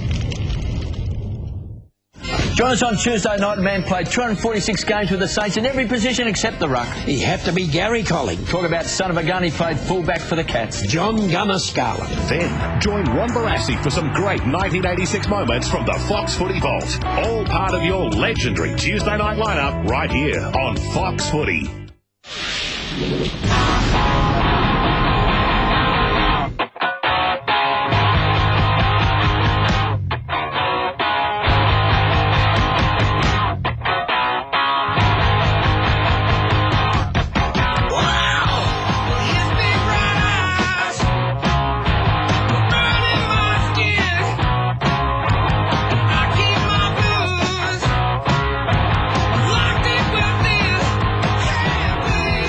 Phil Reid tuned in to Fox Footy as he did the warm-ups this afternoon. Melbourne at half-time, 7-5-47. Port Adelaide, 6-5-41. The D's by 6 points. Neitz has 2 goals, Robertson 2, while Sean Burgoyne has 2 goals and 15 possessions for Port Adelaide. They are the confirmed all-clear scores at half-time. We saw this in the second quarter, Tony. Very interesting situation where the goal umpire had to get it wrong. This was either a goal or no score at all. He's called it a touch behind. Talk us through it. Well, it's come back into the field of play. Now, if that's touch behind, the ball would have had to go towards the fence and behind the goal line. But when it came back into the field of play, I think he's made a mistake. It has to be a goal or play on. And what the field umpire said, well, let's get the lesser of the two, and he's had a baller. Yeah, just logically, it's either a goal if it's crossed the line or it's nothing if it hasn't crossed the line. You can see Stuart Wynn, who's in the foreground here, the field umpire. He immediately realises it can't be a behind. It's either a goal or nothing. And you have a look at his reaction. As soon as he sees the goal umpire go up, Stuart's come straight in to say, that can't be. And that is well done by the field umpire to overrule that. And he had to bounce the ball in because that was the lesser of the two. So, well done. Let's take a look at the Melbourne highlights in the opening half of football. The D's by 6 points. They led for the vast majority of the first half. There was very little in it, however, in a thrilling game of footy. Well, they've started both quarters very well, and I still think it might be with Lath playing forward at the start of both quarters that's allowed them to get in. Early in the year, I think that would have been a push in the back by Neitz, but he started the game brilliantly. He kicked 2 goals himself, but also set up a couple by quick handballs. So he's been a danger player. Wakeland maybe got on top, but I think it's just been a lack of supply. Where was he at that contest? You have to be between Neitz and the goal then. But Port Adelaide, they've worked their way back into the quarters again in the second half of the quarters, and there's Neitz just kicking it forward to Robertson, who's also been a dangerous forward. Travis Johnson, with class, always involved in the play. They've got so many classy players, the D's. Uze's up to 12 possessions. Green's had 11. Johnston, McDonald, Whelan all 10 apiece. Bruce and Davey 9 apiece. It's been a pretty good even spread right across the board for the D's. It has. And Robinson then just on the lead, and I think Ozzy picked it up about the way that he likes to take those chest marks. He keeps the player off the ball and finished well then. But look, it's gone ebbs and flowed. I think once Slade goes on the ball, I think that's given the impetus to the Burgoynes, and both Corns brothers came into the game then. And Robbo, gee, went for a couple of big speckies there and didn't work. Aaron Davey's been fairly quiet, excitable all the time. Once he gets the ball, you're thinking, geez, he's going to be a chance of scoring. But there's Adem. A lot of pressure here. They kept the ball alive, Melbourne, and that's all you can do. Brock McLean unselfish, and this is the one time Jeff White, I think, pushed forward, and he has to do that against his opposition. That passage of play, a very good indication of the whole game. The entire first half was like. It's just about maintaining the pressure, both sides scrapping. A ball will flip out somewhere and hit someone's boot and ricochet, game, you've got to take advantage. Yeah, it is. And, gee, I thought this was a bit harsh, but only Adem, you're thinking, oh, please not be in the hands of Adem, because he's one person who can convert from that angle, and he did so on that occasion. Both sides have been absolutely fantastic at punishing opposition mistakes and really making them pay. And it's all adding up to a fantastic game of football. 6 points the margin at half-time on Saturday afternoon football. Back to take a look at things from Port Adelaide's perspective right after this from the MCG.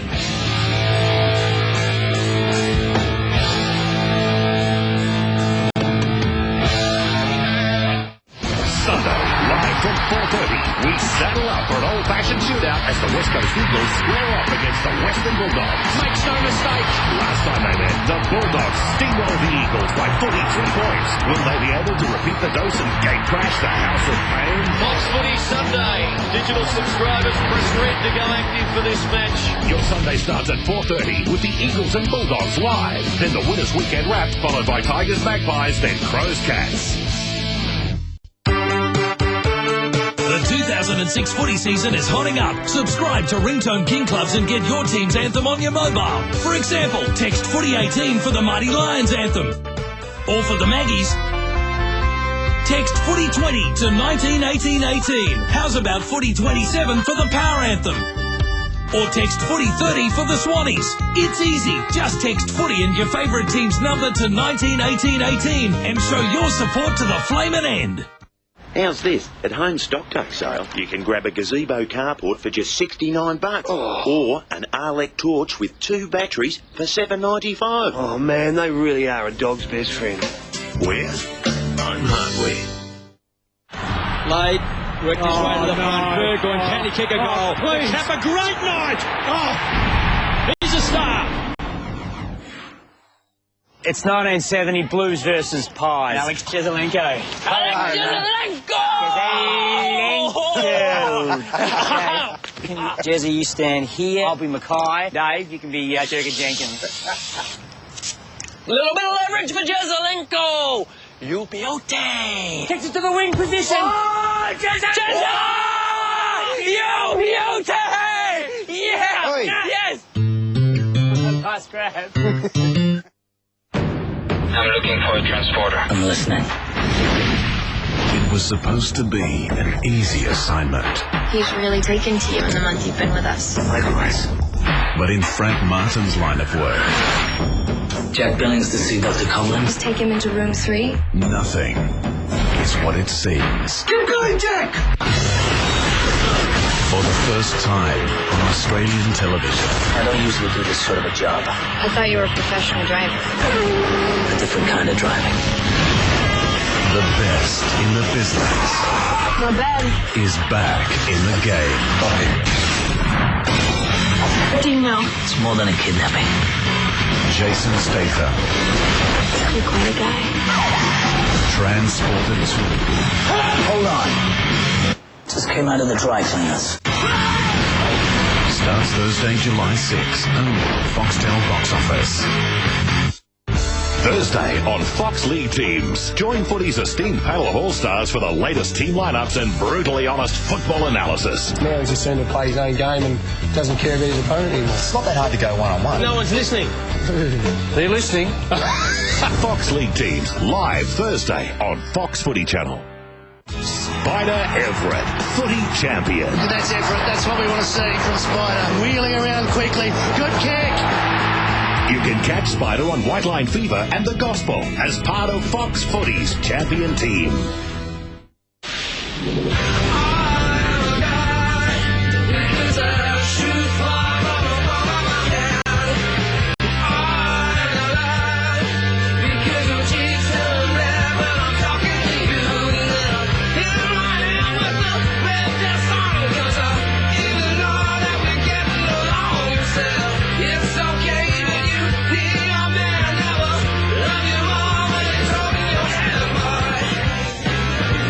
You're watching Saturday afternoon football live from the MCG. Half-time, the big game here between Melbourne and Port Adelaide. It's the D's by 6 points. Jason Bennett alongside Tony Shaw. Mark Williams at half-time addressing the Port troops. What's the message, do you think? Oh, just keep persevering when we get the ball to run the lines like you have been. And they've done that pretty well. Both sides, as I said, have played very attacking football and put a lot of pressure on the opposition. I just think at the moment, if they can keep a forward line, Motlop's been dangerous. Burgoyne pushed forward. Sean Burgoyne, that was in that second quarter, kicked 2 goals. And Josh Marnie, we know his work rate. We see him kick a goal early in the first quarter here. But fantastic work rate, and he's up in the top 3 or 4 possession getters for Port Adelaide on the ground. Both sides we've mentioned during the call have got probably 5 or 6 game breakers. Yes. And if the game stays like this, you're just waiting for someone, one of those mercurial players from either side, to step up in the dying stages and do something to claim the 4 points. Well, here he is. It, doesn't it? This is the man, Stewie Dew. Hasn't had a great first half. Kicks that goal from 55 metres out. But Stewie Dew, I think, for Port Adelaide, and I'll be looking at Aaron Davey, who was a bit quiet in that quarter, to be another player who could be a game breaker. But, you know, as I said, Motlop was dangerous.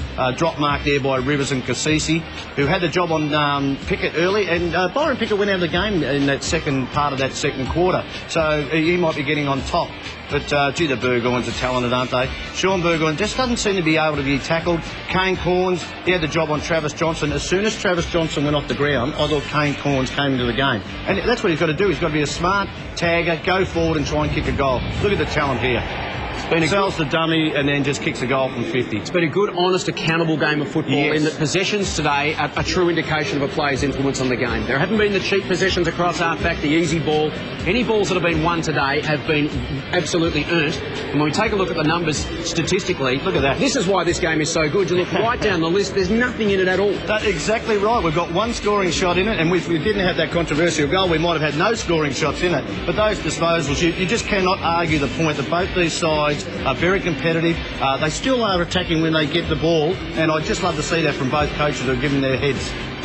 One other game of round 13 action on this afternoon. St Kilda and Hawthorn at the Telstra Dome. Replays coming up later this evening on Fox Footy, so if you don't really know the score there, look away now.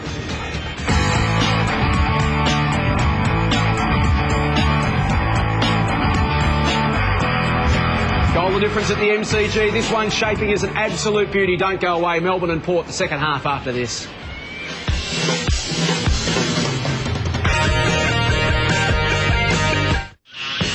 Hungry Jack's half-time break. The second half is always better at Hungry Jack's. Monday, a massive 2 hours of live footy talk kicks off with White Line Fever at 7:30. Then James Clement, aiming for his 3rd consecutive best and fairest and All-Australian honours while leading the Magpies to a top 4 finish, is on the couch. 7:30, White Line Fever, 8:30 on the couch, live and exclusive Monday on Fox Footy. I know I've got a choice, but I'm happy. I'm happy because I'm with Host Plus. Host Plus is an industry super fund that's run only to profit members. Members get all the profits because Host Plus doesn't pay financial advisors commissions. No commissions means low fees and higher than average returns. Higher than average returns means I can get even more in the end. In the end, if I can get more, my choice is pretty clear.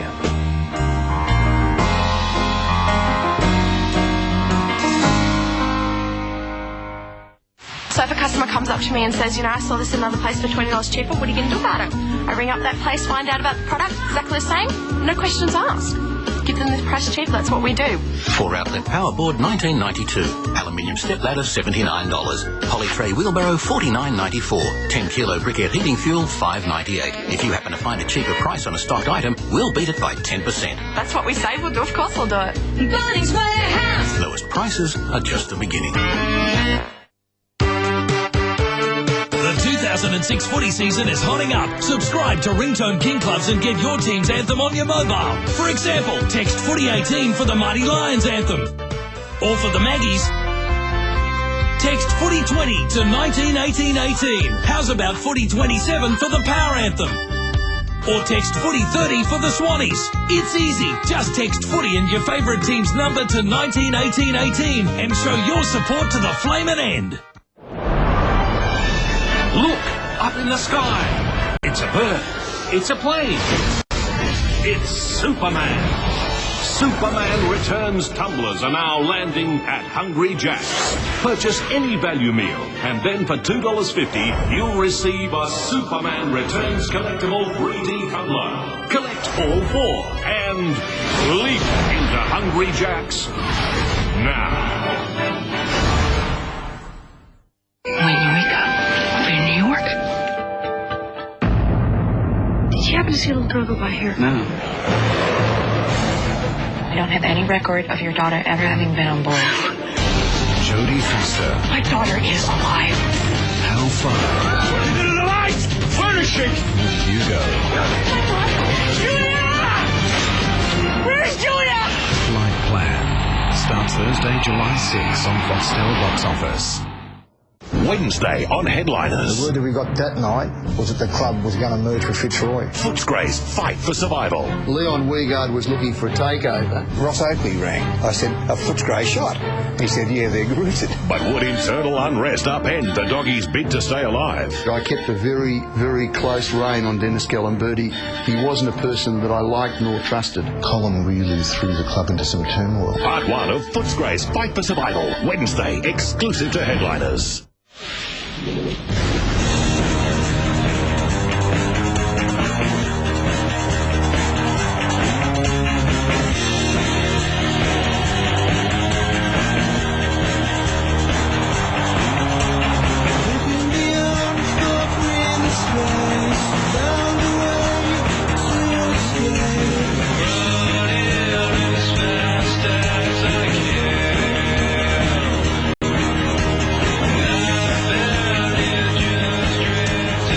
Pressure contest at the MCG. Both sides back on the ground to resume hostilities in the second half shortly. The D's leading it by 6 points. Jason Bennett alongside Wayne Schwass, Tony Shaw, and boundary side, here's Richard Osborne. Well, I'm just getting over that first half of football, guys. They say the Western Bulldogs are the quickest team in the competition in moving the ball, but tell you what, these two teams wouldn't be too far behind. That was just unbelievable. Both teams, it's like a game of basketball, I suppose. You could start it at 0-0 and play the last 5 minutes because it's just so close. We just don't know what the result's going to be at this stage. But interesting, I tried to get a bit of a sneak with one of the goal umpires on that decision, but they're not really allowed to comment. So one of the, I think it was the emergency umpire actually said to me, because they couldn't quite guess whether it was a score or not, they go for the lesser of the two, which is a ball up. So sounds a bit confusing to me, but that was their interpretation of that decision. Goal umpire there in perfect position, Schwatter. Absolutely perfect position. Yeah, I think by indicating or adjudicating with a bounce, it actually undermines the confidence shown in the goal umpire at that stage. You've got to back the bloke in, and if it is the lesser of the mistake, it's a behind. But it can't be. It can't be. It would have been a behind, or it's play on. Stuart Wenn's actually come in to signal all clear behind there, you saw in the shot. So there must have been another field umpire or a boundary umpire get involved there to overturn the two decisions, because the goal umpire is clearly signalling a point. Watch Stuart Wenn's right hand here in the foreground. The field umpire here, number 22 in the foreground. There's the decision. He now sees the goal umpire put his hand up. Watch Stuart Wenn's right hand. All clear, one behind. So somewhere between that. I think he's worked it out like we did. He's worked it out that because the ball came back into play, if it went behind the goal line, that would have been a goal, had to be a goal or touched, okay? But because it came back into play, I thought he was going to give the all clear, and he thought, uh-oh, that can't be right. So well done to the umpire if he's got it right, and hopefully we find out later that he has. Melbourne by 6 points as we prepare for the second half. Let's hope it's going to be every bit as entertaining as the first half was, because it's been some fantastic football. And yes, the ball movement's been quick like basketball, but the thing we love about it, it's been one-on-one contests all over the ground, not like basketball, no zone defences. It's been one-on-one, and long may it continue. White got the tap, Brogan couldn't get the kick away. Brock McLean did. Peter Burgoyne strives to get there first. McDonald on his shoulder. Coming in was Sylvia, flipped it out into space. McDonald's handball picked off by Surgeon. Now Sean Burgoyne. He's going to run himself into some trouble here. Good tackle from McLean. Cassisi now under pressure. Feeds it back to Peter Burgoyne. And Port Adelaide keep their heads. Dew to half forward. Big pack again. That's something else we've seen today. Some big packs flying for marks. There's a Melbourne player down, and in immense pain, it is Nathan Carroll. And I'd suggest in pretty big trouble too. The balls were due on centre wing. He was crunched in that marking contest. Let's hope it's not a knee. He's nearly getting to his feet now. His man has drifted forward, so Melbourne effectively a man down at the moment, but it matters not because they've got the football. Dunn received from White and kicks to Neitz. That was fortuitous. Big Chopper's up. Chopper Carroll is up, and look at this again. Great courage. Gee, the modern day footballer does this a lot, don't they? There's no doubting a lot of the players out there. They're around the Melbourne. There it is, the knee right in the ribs. Oh. Neitz booted 2 goals in the opening couple of minutes of the game. This for number 3. He launches it from 50, but he started it out to the right-hand side. opening score of the third term to the Melbourne skipper. He's got 2 goals too. Nathan Carroll's back up and about. And who needs to wear a helmet when you've got a moustache like Nathan Carroll, eh? That's going to protect front, back and centre. When I meant by saying they're blessed with players that do that, Ferguson and also Nicholson are not afraid to do that type of thing. Play continues. Sean Burgoyne somehow stood in the tackle and got rid of Byron Pickett. McLean benefits from a kind bounce, heads towards the pocket, and he's got Robbo. Well, he might be only 20 years of age, but he's built like a seasoned campaigner and he plays accordingly. Brock McLean's a wonderful player. I think he's improved his kicking too since his first year in AFL football. Just then, Sean Burgoyne, yeah, fantastic to break the tackle, but play the percentages when you're under pressure and kick the ball down the line. And I think the runner just went out and told him that. Travis Johnston just telling him to go back and kick the goal. Tight angle, opens it up across the face of goal. No score. In fact, should be and is out of bounds on the full. Melbourne by 7 points. They've started brightly in the third term. Port Adelaide just need to absorb a little bit of this pressure. Brad Symes, speaking of pressure, he's been under plenty this afternoon. Playing game number 9. Kicks down the line.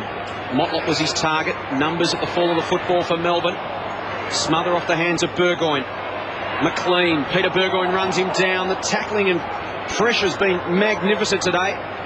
Cassisi received from Brogan and gave it to Kane Corns. He links up by hand to Jew. Great overlap running from Burgoyne, but just left it behind. He was going too fast. McDonald. Sylvia under pressure. Went back and won it, Colin Sylvia. Good football, but Cassisi didn't give up either. Wilson. Peter Burgoyne. Possessions to be earned this afternoon. Good old-fashioned football. No cheap ones. Hanging off the back of packs and chipping play and switching football. Ebert inside 50. Rivers gone. Gee, well, it looks a handball. Look, umpire said he didn't get rid of it effectively or legally. I think that's a fair call. I'll tell you what, one thing about Port Adelaide, you're right, in the last minute they have put on more tackles and pressured Melbourne into mistakes. Fairly quick call though. I don't know whether the ball was hit out in the tackle. No, he just dropped it down. Good call by the umpire. Nice tackle from Brad Symes. Pinned the hands. The youngster for his first goal in league football. To reduce the margin to a point, Brad Symes, the 21-year-old from Gawler, on its way. A moment he'll never forget.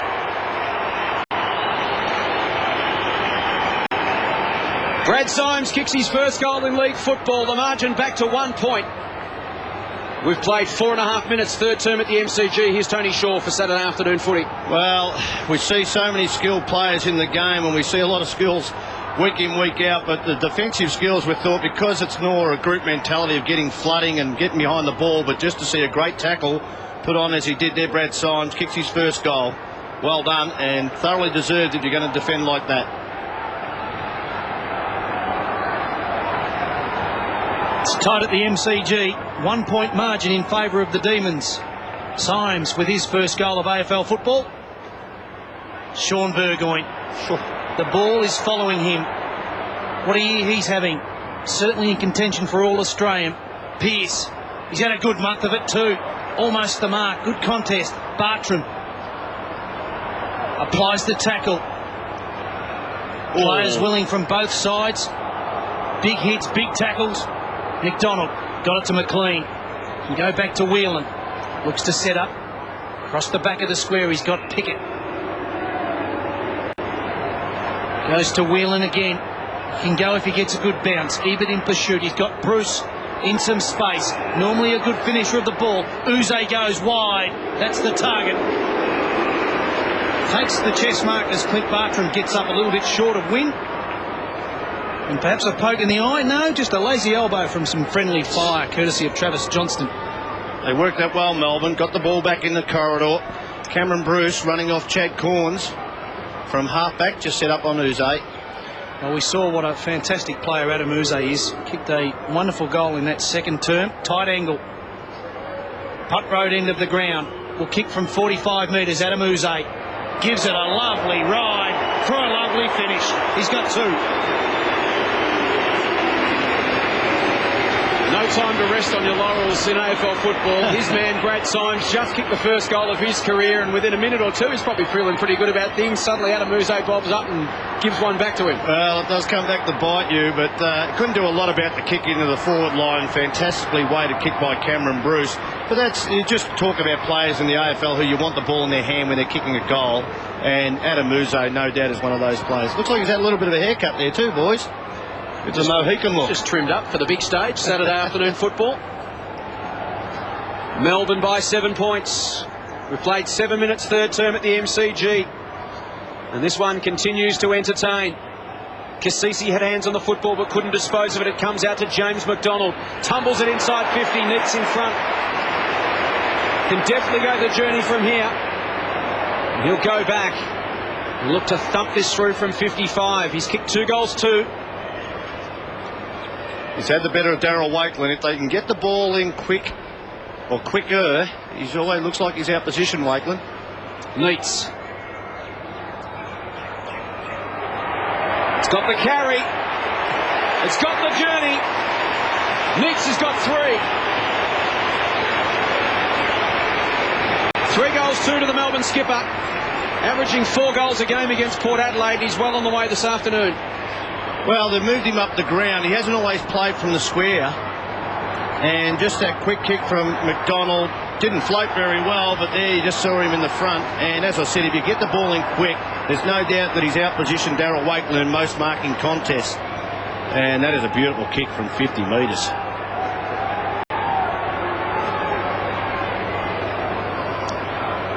None better from outside 50 than David Neitz. He's playing at centre-half forward, Swatter.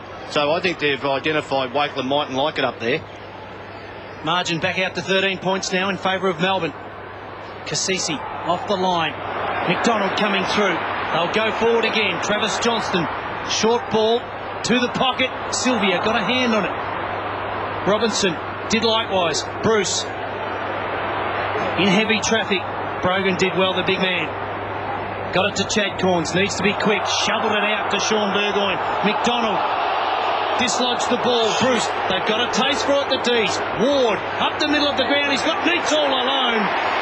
Well, he's starting to cause some problems for Daryl Wakelin and Mark Williams, Shuri. Well, and let's have a look at... Oh, that nearly is a throw. They went up a bit more in the air. I think the umpire would have called it a throw. I think you nearly got to make a change. If he comes up the ground with Wakelin, put one of the Chaplin on him, and then if he goes to the square, keep Wakelin on him deep.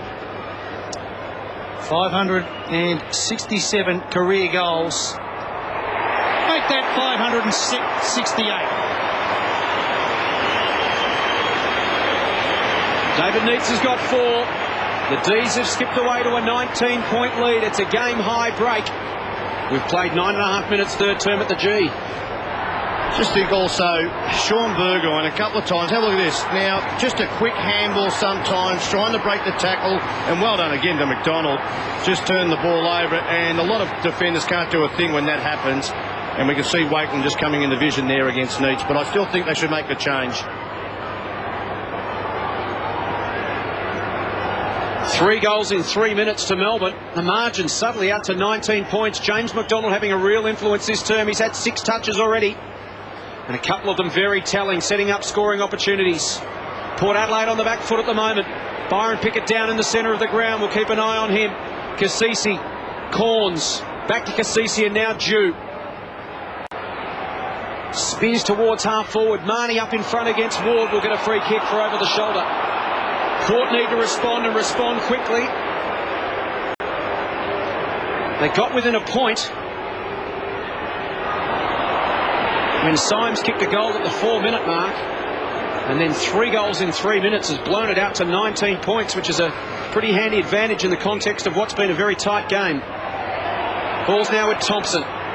Called to play on. Peter Burgoyne to Brogan. Bump as he kicked it. It affected the kick. And Byron Pickett recovered from the heavy bump he copped in the middle of the ground moments ago.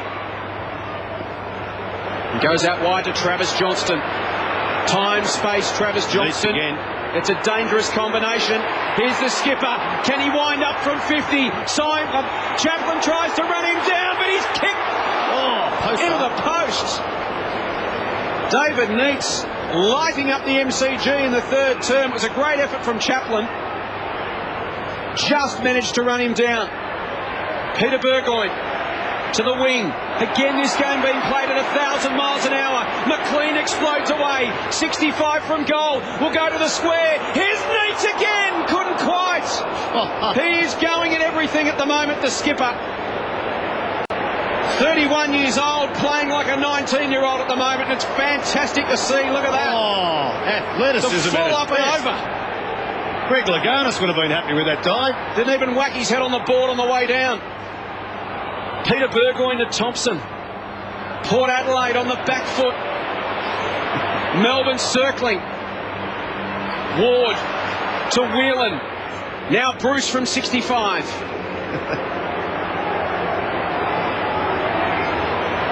Marshalling the troops. Will go to the pocket. Robertson. Not quite. Good effort from Wilson when all looked lost. Melbourne continue to press. Gee, the trend has just started again in the third quarter. Melbourne have dominating this start of the third quarter. Inside fight their way back. Inside 50s, 9-2 for the term. Peter Burgoyne over the top of McDonald. Congested forward 50 for Melbourne. McDonald finally comes away with the ball. Loops the handball over to Bruce. Doesn't get a kind bounce. Ran himself into some trouble. Kane Corns flicks out a handball to Pearce. Goes to Jew. Can go out further afield. Now they've got a loose player. Loney. Normally a nice kick of the football towards Motlop. Can he get there? Yes, he does. Beautifully then, Loney. Good build-up. Doesn't waste any time. Motlop goes to the pocket. Fantastic kick of the ball. Marnie can play on for a goal. I must say, too, an incredible lead by Josh Marnie, too. That's just so smart. He's led forward and led back, and he's back and just had no idea where he was. And a terrific hit by Motlop, too. Well, Ozzy, I've got to talk about both those kicks because you talk, when it came through the wing, and I think it went to Stewie Jew, he handballed over the Loney. Now, Loney's kick out to Motlop, just put it out in front of him. This is what you want if you're in the forward line, to get up your man and just lob it in the space. And Motlop, exactly like you said, Marnie pushed up the ground, doubled back, and he just gave it enough momentum to get past the line. Crucial goal for Port Adelaide. Josh Marnie gets his second. Margin back to 14 points. We've played 14 minutes third term. Jamar in the ruck against Lade. Melbourne dominating out of the middle at the moment. This time it's McLean. Went looking for Johnston. He's wrapped up by Sean Burgoyne. Cameron Bruce steps around Thompson. Loops a handball. Chaplin fists it clear. It sits for Loney. He now goes to Thompson. Goes backwards to Pearce, who spears towards 50. It's a 2-on-1. Motlop got it to ground. Created a contest. Marnie emerged with it. Motlop harassed by Uze. Pettigrew, too long, gone. Holding the ball. Port trying to rally. They look to up the ante and go with the D's. Might have been a little bit quick on the trigger there, the umpire. Green to Uze. Scrubby looking kick, but it worked out okay. Bruce to Carroll. Can work it back now to Cameron Bruce around the southern wing. Goes to Jamar, stands and waits with body strength. Chaplin from behind forced it to ground. Picked it up and gave it to Kane Corns. Here's Brad Symes in the middle. Jew. Lade. What's he got inside 50? Peter Burgoyne puts it out, gives him some space to run into. Bounce sits for him. Whelan runs him down. He dishes it off. Symes taken out by Sylvia, heads to the line. And it's been a Bermuda Triangle, that spot for Brad Symes. Deliberate. Free kick to Green. I think that's what he feared last time he was there, sure. He didn't want to run it out. Exactly that. Uze to McLean on centre wing. They're coming again though, Port Adelaide, aren't they? You can just sense they've lifted the intensity. Carroll gets it from McLean. It's got Uze short. It was a little bit further than that. Daniel Ward's got plenty of time to gather the loose ball and go short to Whelan. If he's quick over the top to Bartram, but no, goes to Uze. Just seem to have a few more numbers around the contest, do Melbourne. Now the flood's on. Port Adelaide getting back completely behind the ball. Uze goes in the direction of Robertson on the half volley. Did well to trap it. somehow got the ball out to Dunn. Lyndon Dunn for another Melbourne goal. But not on this occasion. Promising build-up from a promising player, just couldn't finish off. Gee, that was a great pickup at full speed. Wasn't one-hand pickup from Lyndon Dunn. Just shows the talent this kid's going to have, and he's got a great work ethic too.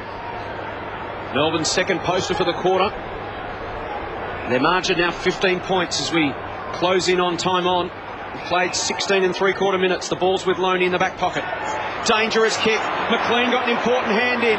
Here's Sylvia from 50. Back to McLean from the finish. Unloads from 48 and kicks a goal. Great football, Brock McLean. It's the little things, Shorey. We say so often it's a game of inches, and Brock McLean could have let that one float over his head.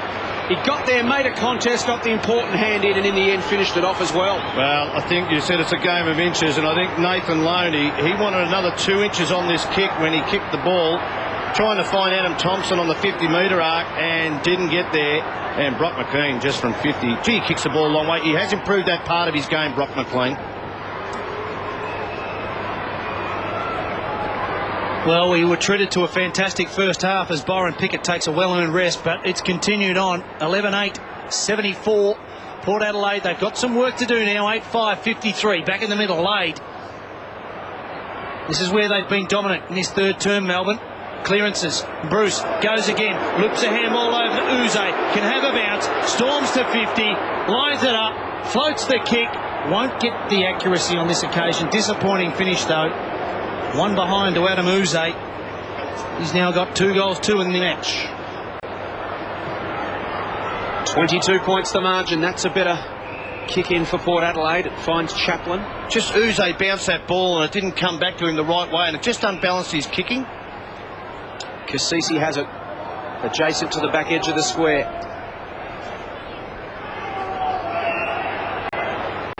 Now Kane Corns. Port requiring some patience here. Adem Thompson had influence in the third term, up to 12 possessions. Now to Loney from 70 metres out, winds it up, low trajectory kick. It'll bounce through. Well, it almost to the line. It just pitched on its end. Took everyone by surprise. Ward to Pickett. The counter punch could be on. He's only got Davey really as a target, and he'll kick to him. Davey works hard to get into space. Can't get away from Chaplin. At ground level, Davey went to lose his feet, and that allowed Chaplin to bring it inboard to Burgoyne. Now Kane Corns. Lade's got to be quick with the hands, and was. Thompson, Loney. They're looking to release a kicker. It's Symes. Here's Elijah Ware. From 55, draws a man, gives it to Cassisi. They need the finish from 40. It's a sloppy kick off the boot. It's right to the line, and it's a goal. Pettigrew. Yes. They're all pointing to the point post. Well, they're saying the goal post. And the umpire, the goal umpire, I think, saying it actually hit him. 4 points. We'll take another look. Controversy following the goal umpire. He switched to the other end. Let's have another look. Ball ends up with Pettigrew. Look at the bounce. Yep, it hit him. Melbourne players saying that has to be a goal. That's a goal. That has to be a goal, and well adjudicated, but they won't be happy with his positioning, I don't think.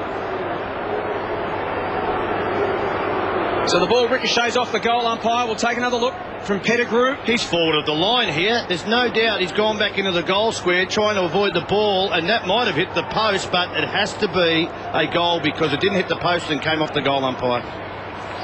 Oh, yeah. Well, we've got it all this afternoon here at the MCG. And we've got a game on. McDonald to Uze. They've got loose players here. Jeff White just back on the ground, can go. Bruce has got plenty of space now, but he has to wait. Thompson to close. Bruce towards his teammate in Green. Lovely kick. And Brad Green will go back. 25 metres from goal, 55-degree angle. He already has one coming in the first quarter. Will line up for his second as Sean Burgoyne is replaced by Ebert. Gee, they're giving their defenders little chance. They're getting sliced and diced out of the middle at the moment. Well, they are. Cameron Bruce has dominated this quarter, and of course has had the job on Chad Corns, but he's been on the bench for a fair while. They might have to just negate Cameron Bruce, put a tagger on him. Green for his second, normally a good finisher. Squeezes it in. He's got 2.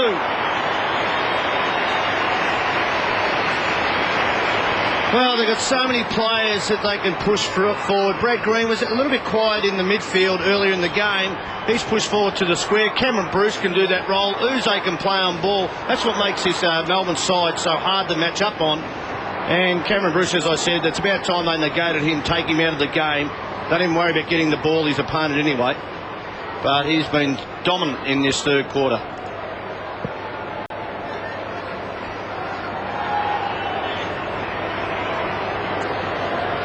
Dangerous 5 minutes here for Port Adelaide. They trail by 22 points. It's the biggest margin of the game.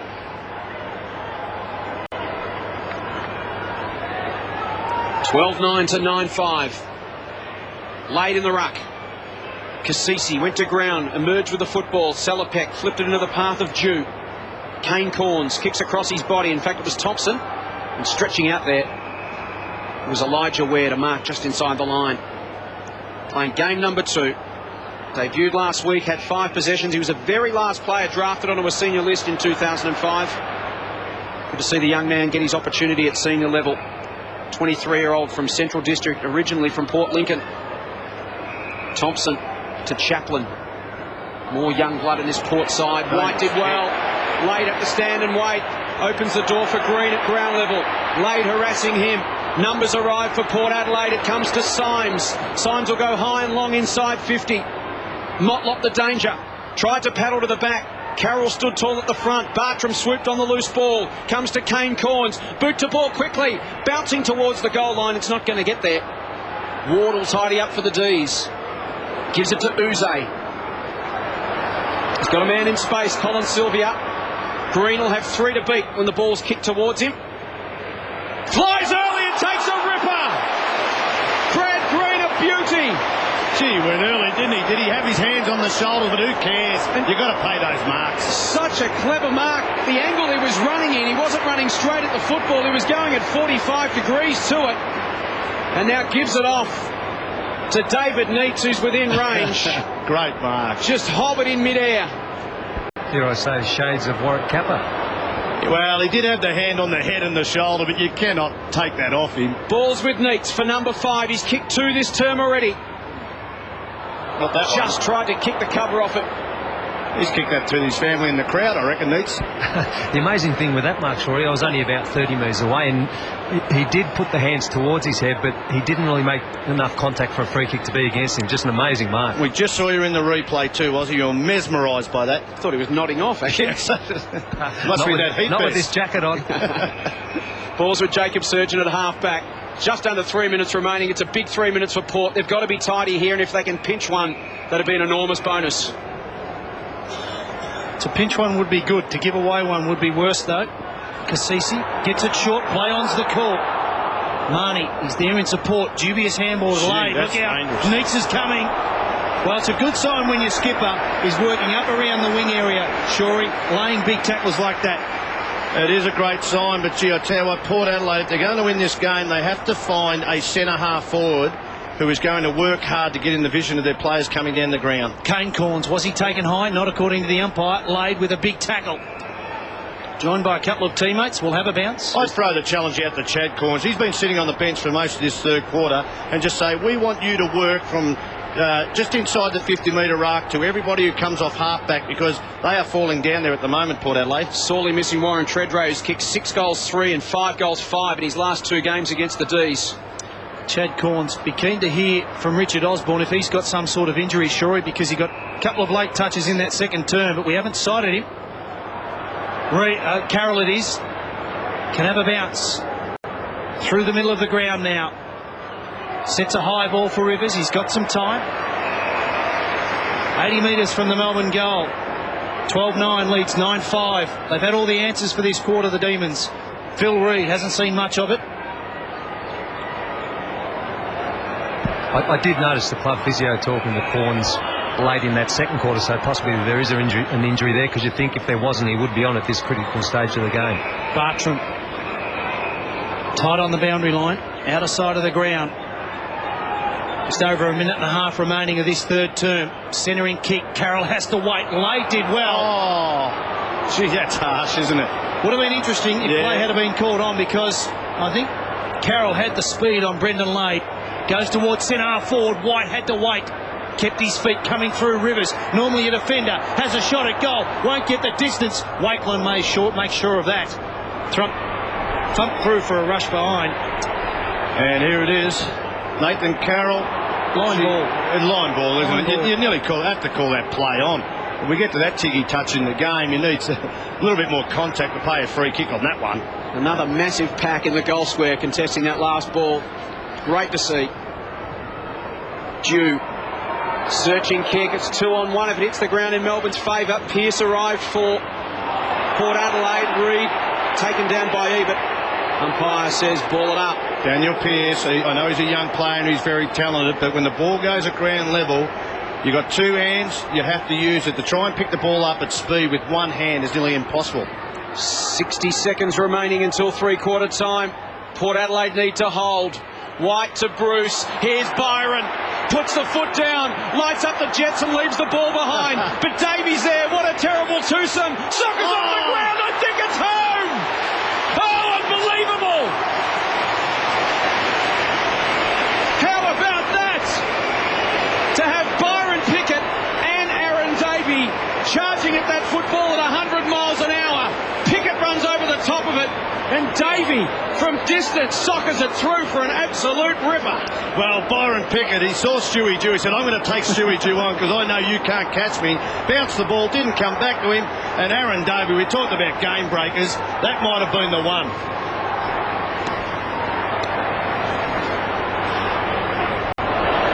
Well, that's demoralising for Stewie Dew. The Byron Pickett decides to have it bounce and he's half a yard behind him. I think he knew who was chasing him. Well, handy couple of players to have floating around your forward 50, Byron Pickett and Aaron Davey. Ward, Cassisi, Thompson, he's tried. Kick partly smothered inside the Powers forward 50. Bartram there to mop up, but he's gang tackled. And we'll have a bounce with 28 seconds remaining of this third term. It's been all Melbourne. They just haven't had a forward to mark the ball, have they? You might have to go back with Lade in the last quarter and say, he's our target, let's get the ball in as long as possible, because they have not got a marking forward at the moment, Port Adelaide. White coming through there was Salopek, went without the ball though. Johnson has got Brock McLean, who's broke, can go. Loney in pursuit. Reid to give to Shepherd, and it's a good one. McLean, does he get around the tackler? No, could have been holding the man and holding the ball either way. High ball though from Bartram to Robertson. Play on's the call. Touched off the boot. It's play on, no one knows. Players are standing there. There's the siren for three-quarter time. We've got it all. 13 goals, 10, 88. Melbourne, they lead Port 9-5, 59 here at the MCG, and we are set up for a fantastic last quarter of football. What, 6 goals, 5 to the D's that quarter. It was scintillating football. Port Adelaide booting 3 goals straight. Can the power kick again? Melbourne have powered their way out to a 29-point lead. David Neitz has got 4 goals. That man, Aaron Davey, came up with something magical. It all adds up to a 29-point lead. Saturday afternoon football on Network 10 and Fox Footy. Don't go away.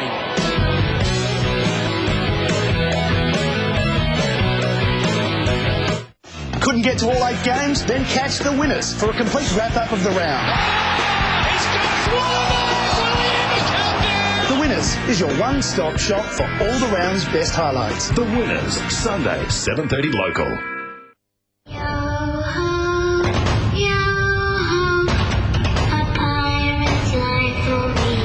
Oh, bugger. Welcome aboard.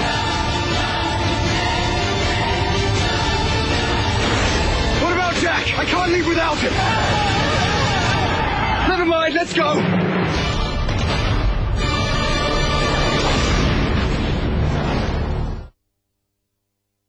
Watch your heads, guys. Dad!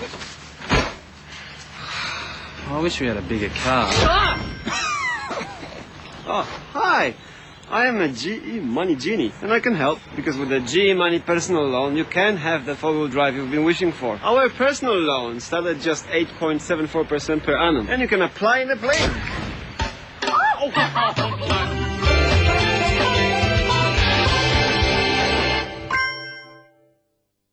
Harvey Norman says no. No deposit, no repayments, no interest. Absolutely nothing to pay till January 2008. But hurry, offer must end this weekend. Prices slashed as we finalise our half-yearly clearance. Ripper savings across the store, including furniture, bedding, electrical and computers. Plus 19 months interest-free terms are still available. No deposit, no repayments, absolutely nothing to pay till January 2008. Rip into Harvey Norman's big half-yearly clearance while you have the chance and save. Offer ends this weekend. Don't miss out. Go!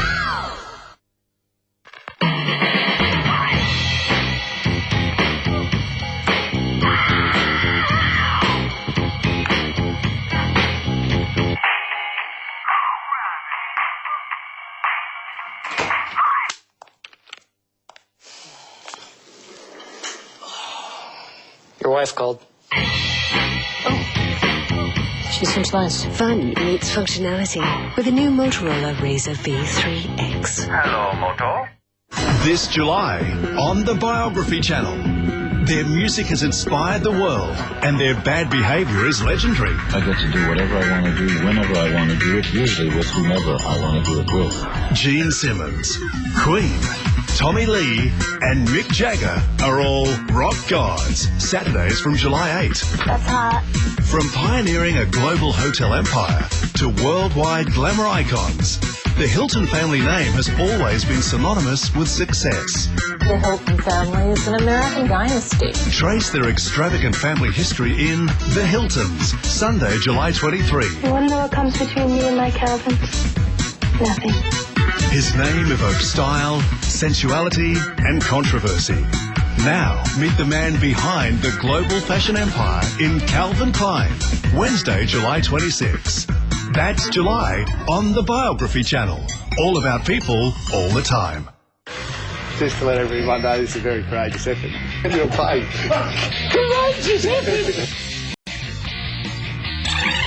Just to let everyone know, this is a very courageous effort. Central Rewind, Wednesday on Fox Footy Channel.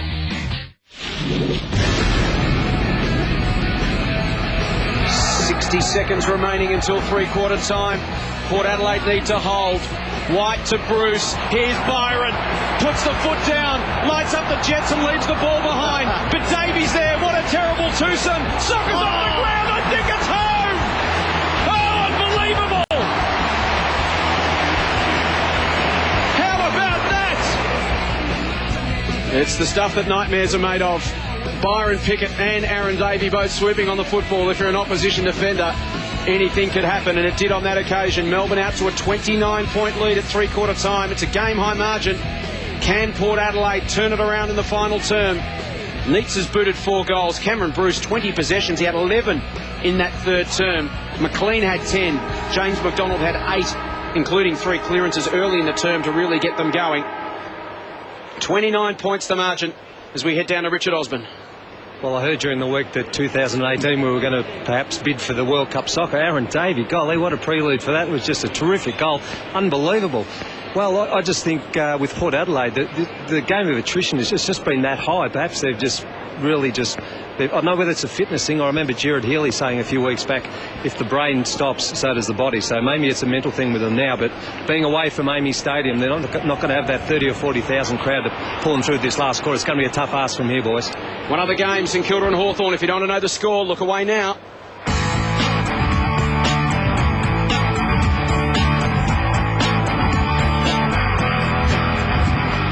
Well, if they're a chance to mount a charge, you'd like to see that man there nearest the screen on the ground, Shuri. Chad Corns looks as though he's got some sort of problem. Well, I looked at him and I was watching the physio. There was no one near him. He walked off the ground okay. If he's just sitting on the bench now at the start of this quarter, it means the coach has lost faith in him today. Unless he is injured, we have to find out. It didn't look like it when he walked off the ground. Port must attack. They trail by 29 points.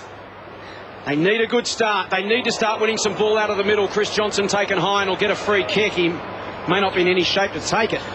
The last thing you want is a pat on the head when you've been hit around the head. McDonald was fantastic early. What a great tackle from Burgoyne. That's holding the ball. Well, I think Chris Johnson, he might be in a bit of trouble here. He handballed that ball to McDonald under enormous pressure.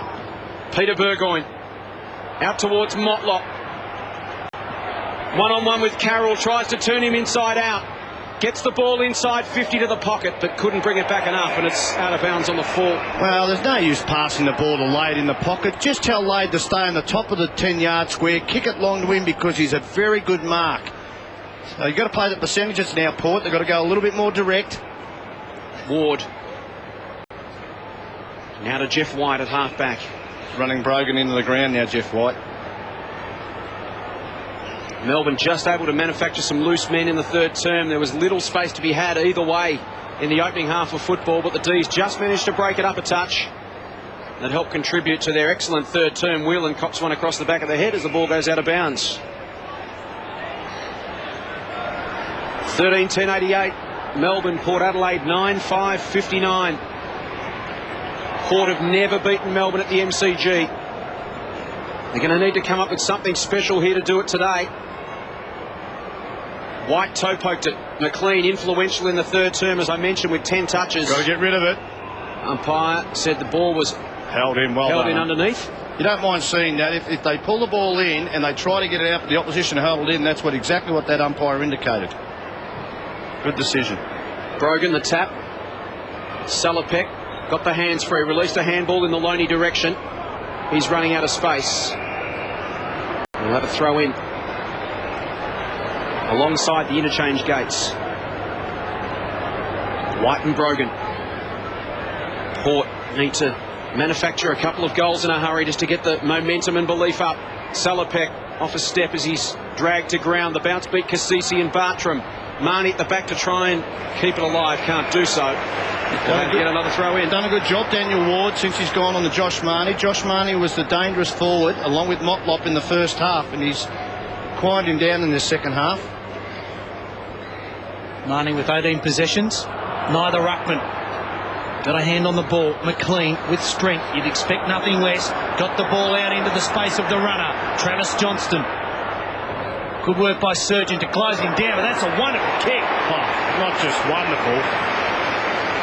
That is unbelievable. He's got players queuing up. Green, one. Too much carry on the ball. Doesn't matter. Davey's there. Didn't bother grabbing it. Brings it back, but not far enough. Out of bounds on the full. Looked good, but not the good result.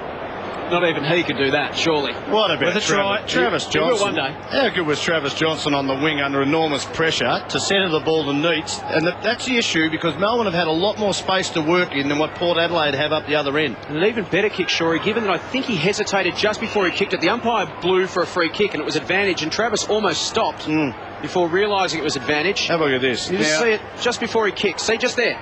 He actually looked at the umpire and went to give the ball back, realised it was actually play on. Makes it an even better kick than it was.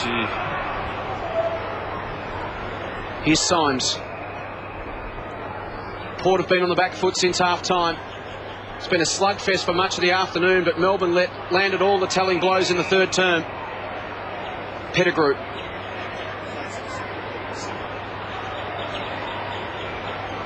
Off to Kane Corns. They need some run and carry. It's a bit static for them forward of the football at the moment, which is why they're having to chip it around. Symes called to play on.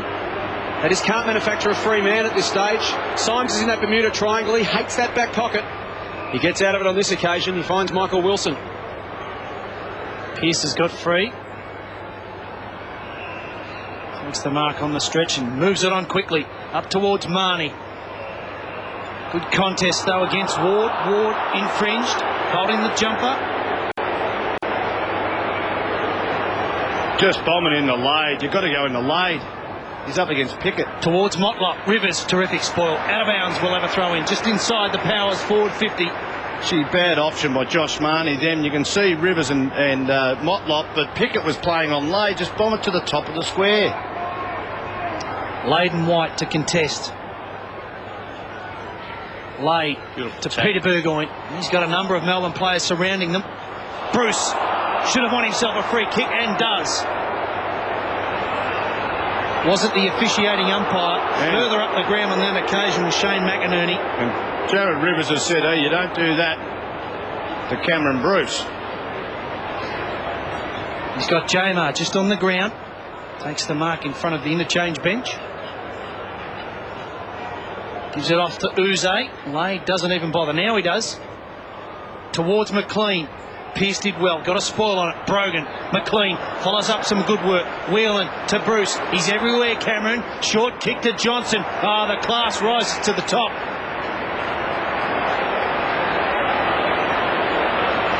He could kick this. How could he get that free across half forward line? Hard work. Doesn't bother to go. Goal goes to Davey instead.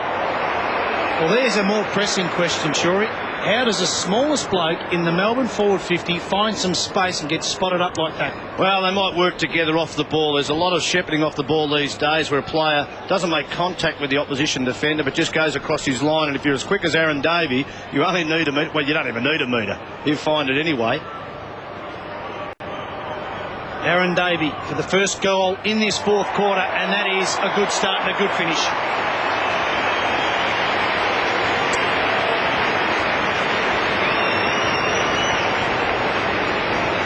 Well, this game has come down to, no doubt, you look at the Adelaide side, Port Adelaide side, and you've got no White, who's a workhorse across half forward, and no Treadrow, who's one of the best forwards in the competition. They have lacked a forward who can mark the ball in their 50, but they've also lacked a workhorse across half forward to give them a conduit to goal from coming out of half back. And we've seen them messed around earlier in this quarter, and they just need to find someone to do it.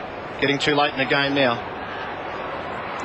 There's Warren Treadray, the back of the Port Adelaide coach's box. He's polled Brownlow votes in 2 of the last 4 games against Melbourne. Gee, great champions there. Tony McGuinness in the front, Matthew Primus on the right. I'd love them to be out in the middle. McDonald again's been fantastic, so influential, doesn't always get the credit he deserves, but it's not hard to see why he's so highly regarded at Melbourne. Colin Sylvia with a great fingertipper low down, and the D's a chance to really ice this game early in the last term. Well, Wayne Swass and I were talking about that, exactly that man, McDonald. He just gets under the guard, he does his job, he's tough, he accumulates possession, and matter of fact, he does his job so well defensively that I think the opposition players don't put enough time into him offensively. Sylvia. He's kicked 3-4 for the season. The D's are rolling at the G.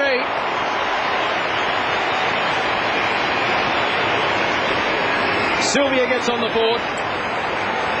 Melbourne cracked the ton. They're 15-10-100. Port Adelaide 9-5-59. Suddenly the margin's blown out to 41 points. 8 minutes gone. Final term. Here's Tony Shaw. Beautiful tackle work by Jamar there, and Sylvia. Great hands. He's a nut player. If you look to why Melbourne's improved, Colin Sylvia could never play on ball. At the early part of this season before he got injured, he was playing on ball, and he's been a fantastic contributor. Now you know that he can do that. He goes forward also. D's with the last 2 goals in the third term. They've opened up with the first 2 in the fourth term. 41-point lead. Reid. Kick smothered. Only as far as Bruce. Good tackle, Sean Burgoyne. Smothered by Kane Corns. Ebert doing some good work on his knees. High ball. Courage needed. From Marnie. Fantastic courage. If he didn't take the mark, he should have won the free kick. Well, he's playing centre half forward for Port Adelaide. Heads out wide. They put Chaplin up forward. Had to be strong and was. Good mark. Now needs to go back and kick a goal. Instead goes short to Motlop. Play on's the call because the ball had too much carry, and that's a wasted opportunity for Port. As Symes comes off to be replaced by Elijah Ware. Inside 50s, 42-36. Not the big discrepancy you'd imagine with a 41-point lead, but it just goes to show the impetucy up forward for Port this afternoon. Jew wrapped up by Pickett. Ball squirts out to Bruce. Now to Travis Johnston, who's having his way with Port Adelaide at the moment. Couple of bounces around the wing. He can keep going here, Travis Johnston. Inside 50, Neitz the target. Sets the feet. Uze at the back. The soccer off the ground. Can't do so. Play on the call. Neitz the soccer goal. Oh, yeah. Skipper's got 5.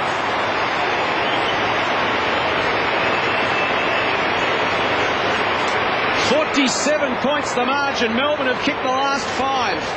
Well, just a wave of pressure, isn't it? They release the ball from half back to this man, Travis Johnston. Again, I'm trying to pick up who's manning him up in this last quarter.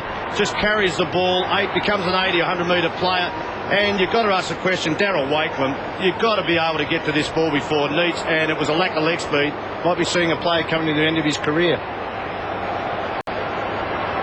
Well, they haven't beaten Melbourne here at the MCG in their 5 attempts. Port Adelaide, they've lost all of those games by an average of 36 points. They've blown that new record this afternoon. And every indication that Melbourne are certainly not done with yet. They banged on 3 goals inside the first 10 minutes of this fourth quarter. Kane Corns fires out a handball in front of Brendan Lade. Corns wants it back. Beating him to the punch on that occasion was Ebert. High ball towards the pocket. Wrestling there was Brogan with Rivers. And it's behind. And suddenly we start talking about the significance of percentage. Port Adelaide at the moment, the worst percentage inside the 8 by a fair margin. They don't want to blow out here. It's heading in that direction. 46 points at the moment. Melbourne can do with some percentage too. McDonald to Reid.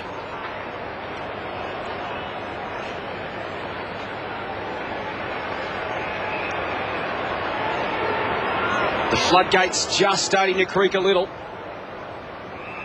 Port need to hold. Travis Johnston. Just got to say, are we seeing a premiership contender, Melbourne, at the moment? They've built their season nicely. In previous years, they've almost peaked early, Shorey. And we remember sat on top of the ladder after 17 rounds and then fell in a heap. The last couple of years, they've struggled on the run home. This year, they've just built their season after losing the first 3 games of the season. Just working this combination beautifully. Maybe they got their timing right. Travis Johnston keeps it alive again. Inside 50, looking for Neitz. Wakeland fists it clear, not clear enough. It's still there for Port. Marnie. Sean Burgoyne, quick hands to Surgeon. Now Darryl Wakeland, under pressure. Whelan stalking it, trying to create something for the D's. He did it well. Handball missed Bartram. Green tidies up to Bruce. Off a step from 50, goes to the square. There's 3 targets. McLean can waltz in. This is turning into a pantsing.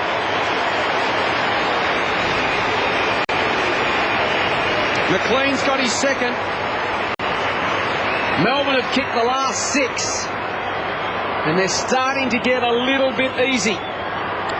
Well, not just a little bit easy. And again, Darryl Wakeland, I said, and it's fairly harsh, but sometimes careers do come to an end. Just the pressure that combined here. And here's Cameron Bruce, and there's the runner again. Just got his head in the camera again. But Brock McLean, very hard running to get forward then.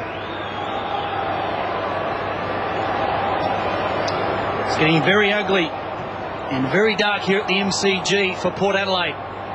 Ebert tumbles the kick forward. Fell in the process. Bouncing ball. Marnie at centre half forward. Ward wears him closely. Ball still alive. Ebert had followed up his good work. Brings it back. Will he bring it back far enough? He does, but not if Jared Rivers has anything to do with it. Rushes it through for a rush behind. Ebert with the only 2 scores for Port in this fourth quarter. 2 behinds. Green has it. Happy to backtrack and just wait for McLean or Jared Rivers to present. The latter does, and now he can link up with the former. It ends up back with Brad Green. Chips down the line towards Bruce. He takes it over. Centre wing, southern side of the ground. The D's. Well, they've broken the spirits now, isn't it? It's like a training run for Melbourne now. Plenty of possessions available for each player here. There's Chad Corns. He's had an extended period on the bench in the second half, which would suggest that there's something. Is he walking around to the rooms, you would think? Quite possibly. It's pretty dejected, as you might imagine. Seen his side contest fiercely for the first half of football and then fall away after half time. He's been unable to get out there and participate in trying to stop the hemorrhaging. Darryl Wakeland comes off, replaced by Cassisi. Yeah, I was about to say, talk about being dejected. It's not just having 5 goals kicked on him, being taken off so late in the game. It's not too good for the confidence. Jew from the centre of the ground goes towards Cassisi, who just came on for Wakeland and pushed forward. Neitz therefore followed him down because it becomes his man momentarily. Rivers flipped it out. He said it was a throw, the umpire. It's going to come back to Daniel Motlop for a shot for goal from 50 as Chad Corns disappears down into the Port Adelaide rooms. Well, that's the greatest indication that something must have been amiss with Chad Corns. Or else the coach, I think he was trying to make a point to him. He'd make him watch this all the way. Good handball to Jew here. Goes to Jew, who could carry it from 60 metres. Got onto it, but Just pushed it to the right for a minor score. And the Melbourne fans really warming to the task in the last term. They've seen their side play some very exciting football today. Be interesting to find out when Chad Corns actually did get injured, because he's had little influence even when he was out there. Just the 5 touches, and Byron can enjoy the moment. Can he, right? Jace, I did see the club physio checking out Corns in that second quarter, so I dare say it would have been then. Wilson got a fist on the ball. Bartram tried to keep it in, but not before the umpire blew the whistle. We'll have a throw in outer side of the ground. There are interesting side, Melbourne. They've got Bartram, Reid, McDonald, who I think is a little bit classy in those two players at this stage of their career. Reid's coming maybe to the end of his career, I would think. But just they've got some workhorses too with their talent, Melbourne. Good balance. Thompson. Handball only as far as Reid. Jamar getting some good game time now. To Green. To Bruce. To McLean. Poor finish though. Deserved better. But the flood walls are starting to open up even more. It'll be just interesting to see if Melbourne take off David Neitz, because I just noticed about 5 minutes ago him holding his left knee a little bit. But he's okay, but I think it'd be a good time to rest him. Look now. at this. This is the problem. The dam's well and truly busted. Well, there was Rivers, Carroll up against Motlop, 1-on-2. That centre-half forward has been the problem, or that area has been the problem all day for Port Adelaide. Kane Corns coming off, replaced by Peter Burgoyne.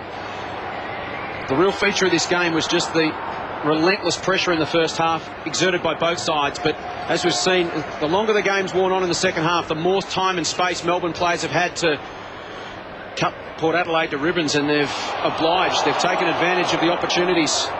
Cassisi under pressure. Melbourne still hunting in numbers. It sizzles onto the chest of Bruce. He kicks to centre half forward. McLean went to ground. Michael Wilson tidies up to Loney. Looking for an option. Bereft once again. Johnston floats across the front of Ware. Wins it at ground level. Gives it off to White. Melbourne moving the ball with far more intensity. Reid slides in. He's gang tackled over the top of it. Ball squirts out to Dunn. Adem Thompson stuck out the mitt. Loney. Ball missed Wilson.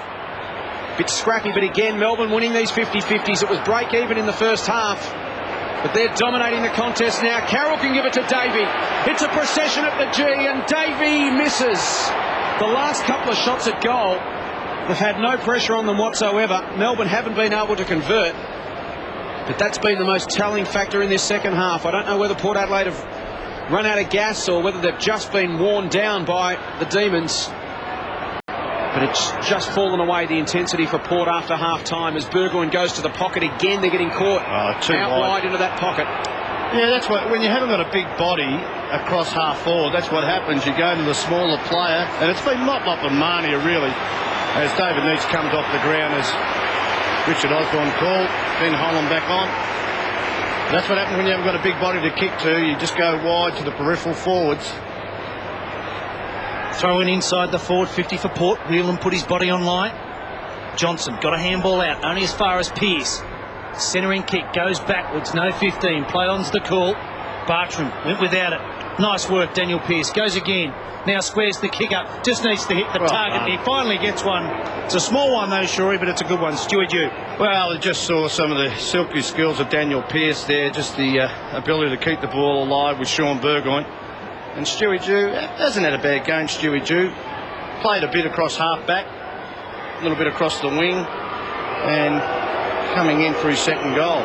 19th possession, Stewie Dew, straight over the umpire's head, and he gets it. A belated goal. Port finally have their 10th.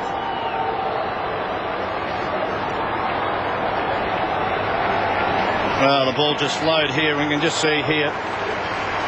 Pearce, the little kick. It wasn't a great kick early, but Burgoyne kept it alive, nearly holding the man. Just sold the dummy there, and inside got good vision. He's going to be a player of the future. Gee, he's only a small body, but very smart footballer. 17-12, 114 Melbourne. Port 10-8, 68.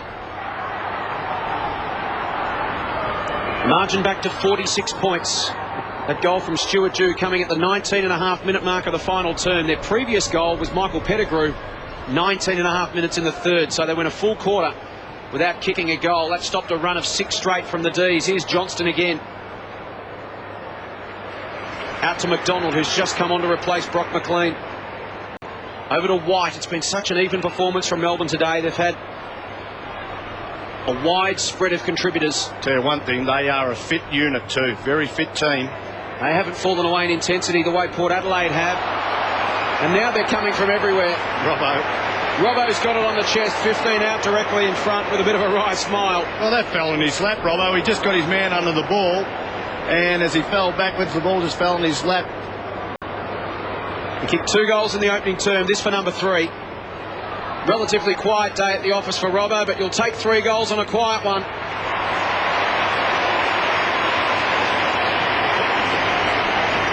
Melbourne respond, margin back to 52 points as we tick over 21 minutes in the final term. The D's 18-12, 120. Port Adelaide 10-8, 68. Just we see here, Jeff White had another very good game, Jeff White.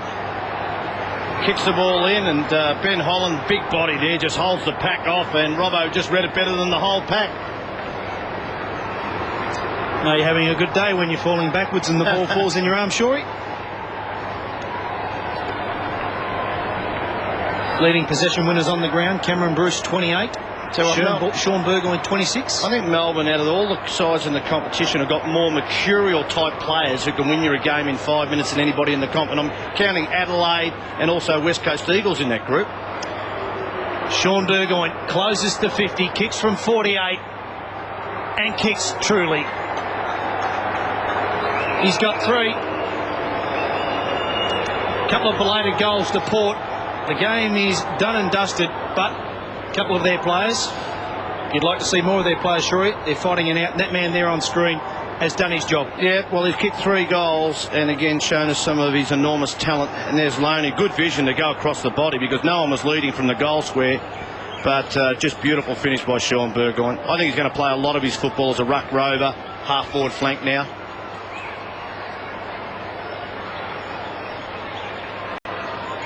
Another great day for Sean Burgoyne, 27 possessions, 3 goals. The thing really to be liked about him, 7 clearances in that lot. The next best for Port, just 3 clearances. He can do it in the air, he can do it on the ground, and he can do it in close. Ebert out towards half forward. Pearce against Bartram. Pearce kept his feet. Wins the football. Johnston almost ran him down. It affected the kick. Rivers, he's wrapped up. Fierce work from Marnie. There's a bit of history between those two. Gee whiz, a pretty stiff Josh Marnie on the tackle. Thought it was a brilliant tackle. The umpire said he got the handball out and then held on too long. Rivers down the line to Bartram, who almost played on out of bounds. Boundary umpire gave him the benefit of the doubt. Draws Ebert towards him, gives it to Johnston. Very little time. The fall away handball, if you don't mind, to Bruce. Bit of showtime here for the D's. He gets it to Bartram. Kick was poor inside 50 under pressure. Awkward bounce for Brogan. Tries to get boot to ball. Thompson's been good for Port.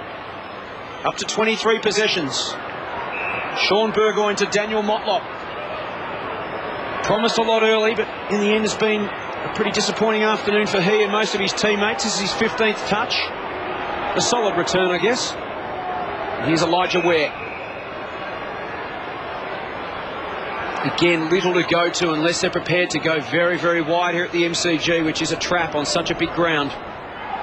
You can just get caught out on the flanks at grounds like the MCG and Subiaco, Schwatter. You can, but that's also contributed by not having options. And there's one. He's been great today. Josh Marnie, he's been there really. Other than Motlop, they're only true forward. When you talk about structure, you lose a player as pivotal as Treadray, and all of a sudden the structure goes out the window. And Damon White. I think Damon White's a worker. He just works for the people coming off halfback, and that's what Port Adelaide haven't got. What about Melbourne, boys? You talk about some names. Bell, Nathan Brown, Godfrey, Miller, Maloney, Nicholson, Wheatley. They've all played senior football, so they've got a lot of depth too. Bizzle? And, well, I think Clint might be, again, coming to the end of his career. I think others have gone in front of Clint Bizzle. They've lacked a big body to demand the football inside the corridor, and that's a beautiful kick from Marnie. Well done. He's got his 3rd. Great story, isn't it?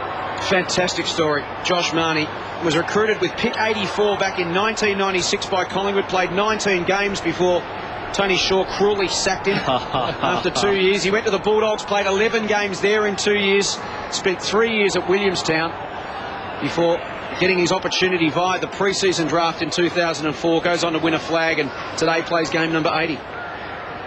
How about that, Shorey? That's the story in a nutshell. I think you forgot he went to Essendon there for a while too, if you remember. It might be on the rookie list, so I'm not the only person to sack him, you know that. Couldn't let it go, could he? You just gave him an external promotion. That was what you were doing. Oh, you can sack me for playing in a premiership side. He owes you big time. Outer side of the ground, bouncing ball, Ebert, closing Sylvia. Did well, Colin Sylvia. Marnie with 3 goals, continues to work hard. So does Ward, ties him up over the top. Good contest. We'll have a bounce. 2 tough nuts there. Such has been the dominant display of Melbourne. 312 possessions apiece. And inside 50's only 48-42 in favour of the D. So it hasn't been ball supply, it's just been efficiency. It's been forward structure plus efficiency. That's what I said. Travis Johnson escorts the ball out of bounds. We'll have a throw in. 40-point margin in favour of Melbourne. It's been a comprehensive display here against an informed side in Port Adelaide, but they've made easy work of those. Opposition. They're not done with yet, perhaps, Port. Ebert has worked hard in the 4th quarter. Quick hands. Laid. Releases. High ball, Whelan will fly. Got a good spoil on it. D's with numbers. Green. Loops the handball intended for McDonald. Duke. He's wrapped up in a gang tackle. And we'll have a bounce. 65 metres from the Port goal. Just playing with supreme confidence in each other, aren't they? See the likes of Whelan peel off his man to attack a contest. They've just got supreme confidence in their system. Genuine belief in each other too, that they're going to compete. Peter Burgoyne feeds the ball back to Elijah Ware. Off a step, poor kick, bouncing ball on his hands and knees. Josh Marnie, he's had to do a fair bit of that today. Comes out in the direction of Motlop. Dew got a boot to ball. Favours laid. What can the big man do? Tight on the boundary. Squares the ball up and does it beautifully. Fantastic play from a man that's well in excess of 6'6". Good vision too, and spots up a young man in his 2nd game of AFL football, Elijah Ware. Well, Brendan Lade, he might be 6'6", but he plays the game like a rover with his mind. Very smart, great vision, and he's a beautiful kick of the ball too. Elijah Ware misses badly. With just over 2 minutes remaining, deserved to reward the work of Brendan Lade. Well, he did. He's a youngster, and the one thing he didn't do he didn't get momentum through the ball when he was kicking at goal then. Look at this kick down the centre from Johnson. Magnificent. Spearing low trajectory kick. Hits Sylvia, who flips it wide to McDonald. In the blink of an eye, they've got the ball to half forward. Here's Ben Holland. 70 metres from goal. Can go deep to Rivers at the top of the goal square. Spots him now. He's going to have to go against Brogan. Robertson will arrive too late. Good grab, Pettigrew. Good grab. Might have to look at playing him up forward the way he marked that ball. Lonely to Cassisi. Now out to Sean Burgoyne. Michael Wilson running hard to try and create an option up the wing. We'll go further than that to Peter Burgoyne versus Carroll, who's been solid again today. Nathan Carroll hasn't put a foot wrong. Yeah, I thought Motlop got him early in the game, just with the speed, but they can move it around. That's what they can do in Melbourne. They can play, Rivers can go to the next player if he's too quick. As we said, Ward's taken on Marnie in the 2nd half, so got a lot of flexibility, Melbourne, in their defence. It's a huge advantage to have, isn't it? Just structurally, they can get Nathan Carroll onto the matchup that suits him best, because Daniel Motlop didn't early, and that became apparent pretty quick through no fault of Carroll's own. Just not quick enough off the mark. Chaplin to Surgeon. Peter Burgoyne, one-on-one. Here's Carroll again, hunting him down, takes him out. Surely that's illegal. Yes, sir. Advantage paid. Burgoyne from 48 to finish it off, and that sums up Port Adelaide's 2nd half. Now you can see him there bent over, hunched over. He would have normally left Nathan Carroll in his wake, but he is feeling the pinch of being out of football for a while, Peter Burgoyne. Byron Pickett to Ben Holland, pitched in front of him. Now the big man's got a problem. Ebert arrives, so does Cassisi. Tries to win it out. Daniel Pearce wheels onto his left boot. Goes towards Surgeon versus Rivers. Rivers with a big spoil. Gains 35 metres. Dunn coming the other way. Toe poked it. Uze ran over the top of it, but had Dunn in support. Now back to Uze. Johnston peels off. One-on-one with Chaplin. Chaplin will be happy to push this towards the line. Throw it in. 9 seconds remaining. I wouldn't worry about it, Travis. get on the good side of the umpires, because Brownlow votes are given out after the game. And I think you'll be in line for a couple. Almost done here at the MCG. Ebert, he's worked hard in the fourth quarter. Cassisi has to wait. Uze closes, went over the top, and there it is. The Demons triumph, and they do it well. 38 points the margin, 18 goals 12, 120. They beat Port Adelaide 12 goals 10, 82. They led at every change, 10 points at the first, 6 at the second, 29 at the third. And the final margin, 38 points, as the grand old flag echoes around the MCG. The team of the red and the blue. Every heart beats true for the red and the blue. And we sing this song to you. To all acquaintance people, keep your eye on the red and the blue. David Neitz booted 5 goals. Robertson finished with 3, 2 each to McLean, Uze, Green and Davey. While Burgoyne and Marnie booted 3 apiece for Port Adelaide, as we head down to Richard Osborne. Well, Nita, what diet are you on, mate? You run around like a 2-year-old then. That was absolutely sensational. Yeah, no, it was, felt really good. The body felt good. The week off makes a big difference. So looked after myself over the break, and it was a great win by the boys. We just kept at it, and we're able to keep at it for longer. And Port Adelaide, they've shown some form in recent weeks. Obviously, there's been a break for them as well. But what do you make of them at half-time? What was said? Because they were in it until half-time, and a huge difference in that second half. Yeah, look, it was really game on, and they took it to us. They're really good in the centre breaks. And, they beat West Coast the week before, and they won the last 4. So we knew we'd have our work cut out for us, but our boys, as I said, were just able to just grind it out and stick at it for longer. And just the second half, we were able to just kick away a bit. And you, more than any current player, would know where the team are at this point of the season. You've been there a long time. How do you rate this team compared to other teams in recent years for Melbourne? Yeah, look, it was an important game. The last 2 years we sort of faded away a little bit in the second half, so to be able to come back after the break, we did a few things differently over the break this time around, and it seems to have paid dividends. But it seems a long way to go, but we're happy with where we're going at the moment. Well, enjoy it. I reckon at this point you might be playing to your 40, buddy. Thanks, Ossie. Good on you, mate. Thanks, mate. David Neitz continues his excellent record against Port Adelaide. He's now booted 33 goals against them in his last 8 games, at better than 4 a game. And again, 5 goals 3 for David Neitz this afternoon. Some concerns for that man, Mark Williams. Disappointing from Port Adelaide after half-time today. They conceded 11 goals 7 to 6 goals 5, but were never really in it after the major break. The D's just powering their way over the top of Port, really, Shorey. That was how they did it. They just ground them into the dirt with intensity. They kept it up, and Port Adelaide fell away. Well, I think the young players of Port Adelaide, Mark Williams, you could just see, he didn't have a smirk on his face, but he knew that they are a young side coming through now, and a number of those young players from Melbourne are maybe 1.5 to 2 years ahead of those young Port Adelaide players. Oh, look, the forward structure was better for Melbourne. If they were going to fall down anyway, Port Adelaide, it was that they didn't have a Treadray and they didn't have a White. But you've got to go in with your team. They were good at half-time, but they just couldn't hold the pressure or sustain the pressure for longer in the game.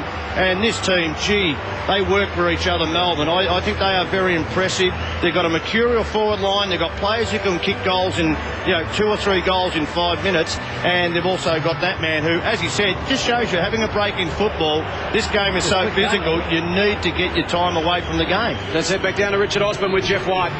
Well, Jeff was just saying what a quick game it was. What do you think out there? Yeah, it definitely was. They got all their numbers back, and they zoned us really well. So we had to try and use the ball as best we could. And then, if we turned it over, there was just a rebound down the other end, because they only had 3 or 4 in their forward line. So it was quite a quick game. We had to toggle really well for each other and make sure we turned our heads and got on the dangerous side. The way I see the team at the moment, there's no real weak link, and I just spoke to David Neitz now. It's just incredible. How much does a guy like David Neitz lift you? He's 31 years of age. I think he's had 8 marks, 13 kicks and 5 goals. It's just, as a leader of the club, he's just an inspiration, isn't he? Yeah, definitely. He's just a focal point down the forward line, and if Nita's not on, then we've got Flash popping up, we've got Russell Robertson, so we've got a whole mix down the forward line, so it was a good day. Well done, buddy. Good stuff. Another good afternoon at the office for David Neitz and the Melbourne Football Club. They run out 38-point winners, 18-12, 120. Port Adelaide, 12-10, 82. This is Saturday afternoon football.